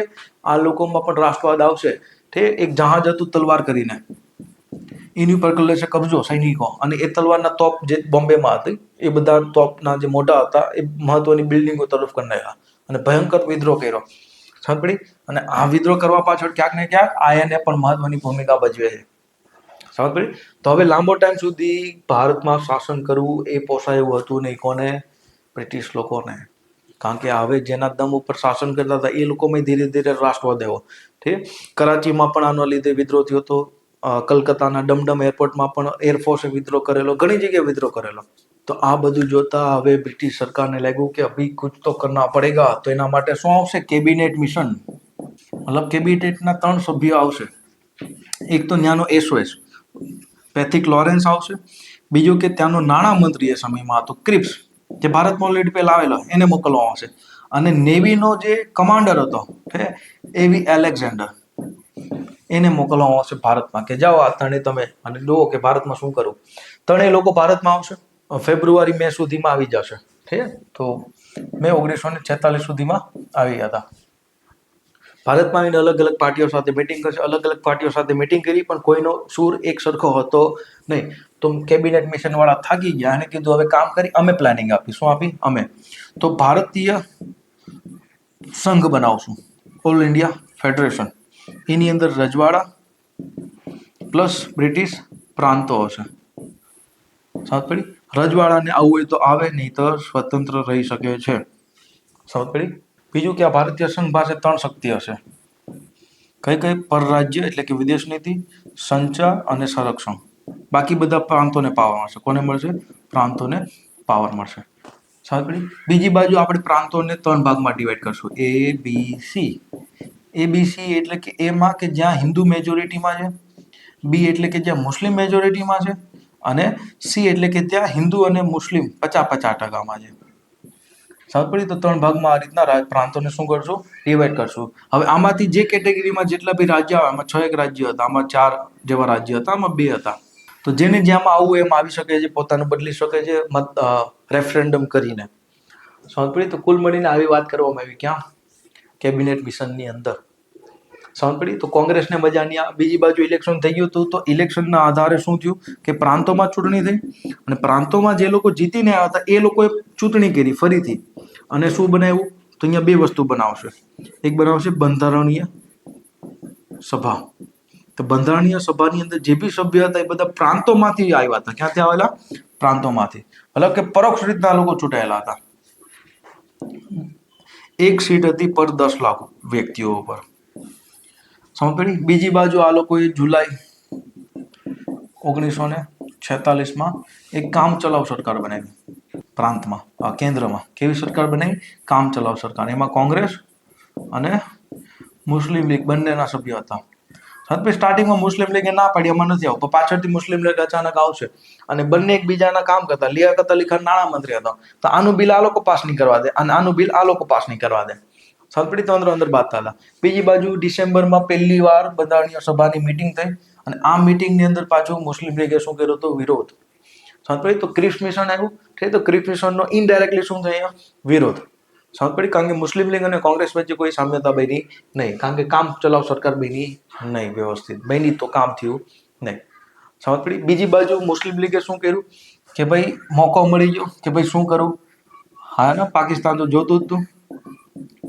તો પોતાની શક્તિ પ્રદર્શન કરવા માટે એણે શું કર્યું હતું કે ભાઈ જીન્નાએ જેટલા બી સભ્યો જોતા હતા, 500 જેટલા એના જે સભ્યો હતા, એ બધાની મિટિંગ બોલાવી, શક્તિ પ્રદર્શન કર્યું. ઠીક કે ભાઈ અમારે પાકિસ્તાન જોતું છે, અને મેં આમને તેમને ક્રિપ્સ ઉપર કેબિનેટ મિશન ઉપર પ્રભાવ નાખવાનો પ્રયત્ન કર્યો હતો. પણ આ બધું જોતા મેળ આવ્યો નહીં. તો હવે જીન્નાએ શું કીધું કે હવે લડીને લેશું. તો 16 ઓગસ્ટ 1946માં પ્રત્યક્ષ દિવસ મનાવ્યો, મતલબ કે ડાયરેક્ટ એક્શન દિવસ. અને આ અંતર્ગત બંગાળની અંદર મુસ્લિમ લીગની સરકાર હતી, ધ્યાનથી સમજો, ફઝલુલ હક એનો નેતા હતો. તો જાણી જોઈને 4 દિવસની એને રજા રાખી અને પોલીસ અને પ્રશાસન બંનેને નિષ્ક્રિય કરી દીધા અને 4 દિવસ સુધી દંગા ચાલ્યા, જેની અંદર 6,000 થી વધુ લોકોના મૃત્યુ થયા અને મેજોરિટીમાં હિન્દુઓના મૃત્યુ થયા. સમજ પડી? કોના લીધે? કોંગ્રેસના, મુસ્લિમ લીગના લીધે. તો મુસ્લિમ લીગે શું કર્યું કે અહીંયા જબરદસ્ત એક માહોલ ક્રિએટ કર્યો અને કોમી હુલ્લડો ખૂબ વધ્યા. સિંધમાં વધ્યા, બંગાળમાં વધ્યા, પંજાબમાં વધ્યા. સમજ પડી? ખાલી બંગાળમાં તે 6,000 લોકોના મૃત્યુ થયા. આનો બદલો લેવા માટે હિન્દુ લોકોએ નોવાખલી, બિહારમાં આવેલી જગ્યા છે, ત્યાં મુસ્લિમો પર હુમલો કર્યો. તો આના લીધે ગાંધી બાપુને દુઃખ લાગ્યું અને ગાંધી બાપુ નોવાખલીમાં ગયા અને ઉપવાસ કર્યો. સમજ પડી? હા એના તો આ કુલ ઘટના બનતી હતી ક્યારે?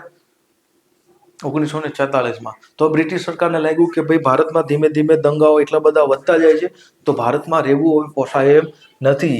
તેના લીધે શું થશે? ફેબ્રુઆરી 1947માં ઇટલીની ઘોષણા થશે, ક્લિમેટ ઇટલીની ઘોષણા. અને ઘોષણામાં કહેવામાં આવ્યું કે ભારતમાં હવે લાંબો ટાઈમ ટકી શકાય એવું નથી, એટલે અમે જૂન 1948 આવતા ભારતને સ્વરાજ્ય આપી દેશું, મતલબ કે સ્વતંત્ર કરી દેશું.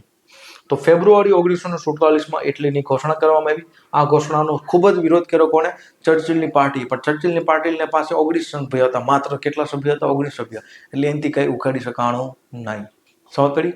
અને વેવેલ જે વેવલીનો હતો એનાથી કઈ થયું નહીં. તો એની જગ્યાએ એક નવો ગવર્નર, એટલે કે ગવર્નર જનરલ, એટલે કે વાઇસરોય ભારતમાં આવ્યો. એનું નામ હતું માઉન્ટ બેટન.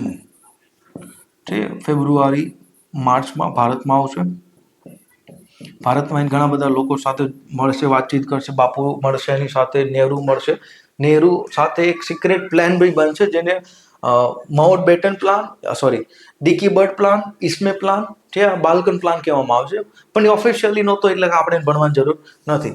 સમજ પડી? પણ આગળ જતા માઉન્ટ બેટન જોશે કે ભારતમાં દંગાઓ વધતા ગયા, જે હુલ્લડો હતો કોમી, વધતા જતા. કોંગ્રેસના નેતાઓ પણ હવે થાકી ગયા. ખાસ કરીને પટેલે કીધું કે ભાઈ આનું એક જ સોલ્યુશન છે, દગા બંધ કરવાનું, ભાગલા પાડો. શું કરો? ભાગલા પાડો. બાપુ માનવા તૈયાર નથી કે નહીં, ભાગલા નથી પાડવાના, ભલે દંગાઓ થાય, હિન્દુ ભલે, અમારે કાંઈ વાંધો નહીં, ભાગલા પાડવા નથી. ભાગલા પડશે તો મારા લાશ ઉપરથી. સમજ પડી? પણ વાઇફને માઉન્ટ બેટન દેખાતું હતું કે ભાઈ ઘટનાઓ વધતી જતી હતી, તો હવે આ થાકી ગયો. તો એક સ્કીમ લઈને આવશે, જેને કહીશું માઉન્ટ બેટન યોજના. શું લઈને આવશે? માઉન્ટ બેટન યોજના, જૂન 1947. અને આ યોજનાની અંદર કહેવામાં આવ્યું કે ભારતને અમે આપશું 15 ઓગસ્ટ 1947માં આઝાદી. મતલબ કે પાવર ઓફ ટ્રાન્સફર થશે. હવે જે પ્રાંતોને ભારતમાં રહેવું હોય એ રહી શકે છે, યા તો પાકિસ્તાનમાં. બીજું કે જે રજવાડા છે એને 3 ઓપ્શન આપી, કાં તો સ્વતંત્ર રહી શકો છો, યા તો ભારતમાં જઈ શકો છો, યા તો તમે પાકિસ્તાનમાં જઈ શકો છો. સમજ પડી? તો મૂળ વાત એ છે કે માઉન્ટ બેટન યોજના જે આવી એની અંદર આઝાદી વાત કરવામાં આવી અને એની અંદર ભાગલાની પણ વાત કરવામાં આવી. સમજ પડી? તો પહેલી વાર પાકિસ્તાનની વાત ક્યાં થઈ છે? માઉન્ટ બેટન પ્લાનની અંદર. સમજ પડી? હા ના? ઠીક. તો મુસ્લિમ લીગ ખુશ, હા ના, બધા ઠેલા લઈને તૈયાર ઉભા હતા કે ક્યારે ભાગલા પડે, ક્યારે અમે દોડતા જાય. હવે તમે જુઓ કે યોજના ક્યારે આવી? જૂન પછી શું આવે? જુલાઈ, અને જુલાઈ પછી તરત ઓગસ્ટ. હવે એક જ મહિનાનો સમય છે, કારણ કે 15 ઓગસ્ટે તો આઝાદ આપવાની વાત કરી છે. હા ના? પણ ભાગલા પડ્યા નથી. લોકો વાટે હતા કે ક્યારે ભાગલા પડે, ઠેલા બેલા કરીને તૈયાર જ બેઠા હતા. સમજ પડી? બીજી બાજુ શું થશે કે જુલાઈની અંદર બ્રિટિશ પાર્લામેન્ટની અંદર, મતલબ કે ત્યાંની સંસદમાં બિલ રજૂ થશે, ઇન્ડિયા ઇન્ડિપેન્ડન્ટ બિલ, અને એને ફાઇનલી સાઇન મળશે. ચર્ચિલ ફરીથી વિરોધ કરશે, પણ કાંઈ ઉખાડી શકશે નહીં. તો જુલાઈમાં પ્લાન પાસ થઈ ગયો બ્રિટનમાંથી, પણ હજી ભાગલા પડ્યા નથી. તારીખ નજીક આવતી જતી હતી, તો ભાગલા કઈ રીતના પાડવા? તો ભાઈ એવા વ્યક્તિને બોલાવો કે જેને ભારતીય લોકો સાથે કોઈ કનેક્શન નથી. તો સ્પેશિયલ એક વ્યક્તિ આવશે જેનું નામ હતું રેડક્લિફ. શું નામ હતું? રેડક્લિફ. એ આવશે જુલાઈમાં ભારત, અને કહેવામાં આવ્યું કે ભાઈ આઝાદી પછી ડિવિઝન આપી દેજે. પણ એ શું કરશે કે 15 ઓગસ્ટ પહેલા પોતાનો રિપોર્ટ આપી દેશે. અને રિપોર્ટ કઈ રીતના બનાવશે? ધ્યાનથી સમજો. એક રૂમમાં ગયો, મેપ પકડો અને વસ્તીનો એક ડેટા ઉઠાવ્યો. કઈ વસ્તીનો ડેટા ઉઠાવ્યો? 1931ની. અને એમાં જોયું કે કયા વિસ્તારમાં કઈ વસ્તી છે. માની લો કે આ કોઈ ક્ષેત્ર છે, તો આ ક્ષેત્રની અંદર માની લો કે બહુમતીમાં મુસ્લિમ છે, તો આ પાકિસ્તાન. બીજું ક્ષેત્ર છે, તો અહીંયા જોયું કે આમ બહુમતીમાં હિન્દુ છે, તો આ ક્ષેત્ર કોનું? હિન્દુઓનું. સમજ પડી? તો આ રીતના એને રિપોર્ટ બનાવ્યો. ગ્રાઉન્ડ લેવલ ઉપર એ ગયો જ નથી. સમજ પડી? તો આ રીતના ભારત અને પાકિસ્તાનના ભાગલા પડ્યા અને ફાઇનલી 15 ઓગસ્ટનો દિવસ આવ્યો અને ભારત થઈ ગયું સ્વતંત્ર. સમજ પડી? બીજી બાજુ જે રજવાડાઓ હતા એને એકીકરણ કરવામાં મેનન અને પટેલ આ બંને મહત્વની ભૂમિકા ભજવી હતી. અમુક લોકો માનતા હતા, અમુક લોકો નહોતા માનતા. જેમ કે અમુક લોકોને પાકિસ્તાન જવું હતું. કોને કોને જવું હતું? જુનાગઢ. જુનાગઢની પાસેના બે હતા, માળવદર, માંગરોળ, ઠીક, એની પાકિસ્તાનમાં જવું હતું. બીજી બાજુ હતું જોધપુર, બિકાનેર, આ બધાને ક્યાં જવું હતું? પાકિસ્તાનમાં. સમજ પડી? અમુક લોકો હતા એને સ્વતંત્ર રહેવું હતું, જેમ કે ભોપાલ, ઇન્દોર, ત્રાવણકોર, હૈદરાબાદ. સમજ પડી? હા ના? તો આ લોકોનો અલગ મેટર હતો. તો આમાં શું થશે કે પટેલ આવશે, દંડો લઈને બધાને સમજાઈ દેશે. સમજ પડી? કાશ્મીરમાં થોડોક અલગ ઇસ્યુ હતો.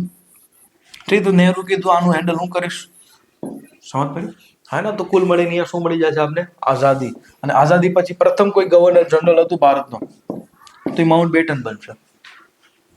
સમજ પડી? હા ના? તો 1757 થી લઈને 1947 સુધી લાઈનમાં જેટલી બી ઘટના બનેલી છે, ઓલમોસ્ટ મેં ઘટના બતાવી દીધી છે. ઓબ્વિયસલી વાત છે, ટૂંકો વિડીયો છે, બધું આવશે નહીં. સમજ પડી? તો તમારી જે બી એક્ઝામમાં તમારે રિવિઝન કરવું આધુનિક ભારતના ઇતિહાસનું, તો તમે આ વિડીયોથી જ રિવિઝન કરી શકો છો. સમજ પડી? હા ના? તો શું કરશો કે આ વિડીયોને વધુમાં વધુ શેર કરજો કે જેથી લોકોને રિવિઝન કરવામાં કામ આવે. ઠીક, તો ભારતમાં આપણે ગુજરાતની અંદર પહેલી વાર આ રીતના કોઈ માઇન્ડ મેપ બનાવેલો છે આધુનિક ભારતના ઇતિહાસનો. સમજ પડી? તો તમને કેવો લાગ્યો? તમારે કોઈ સજેશન કે કંઈ આપવું હોય તો આપી શકો છો. અને વધુમાં વધુ શેર કરો એટલે બીજા લોકોને શું થાય? ફાયદો થાય. સમજ પડી? તો મળશું આપણે નેક્સ્ટ લેક્ચર. ત્યાં સુધી જય હિન્દ.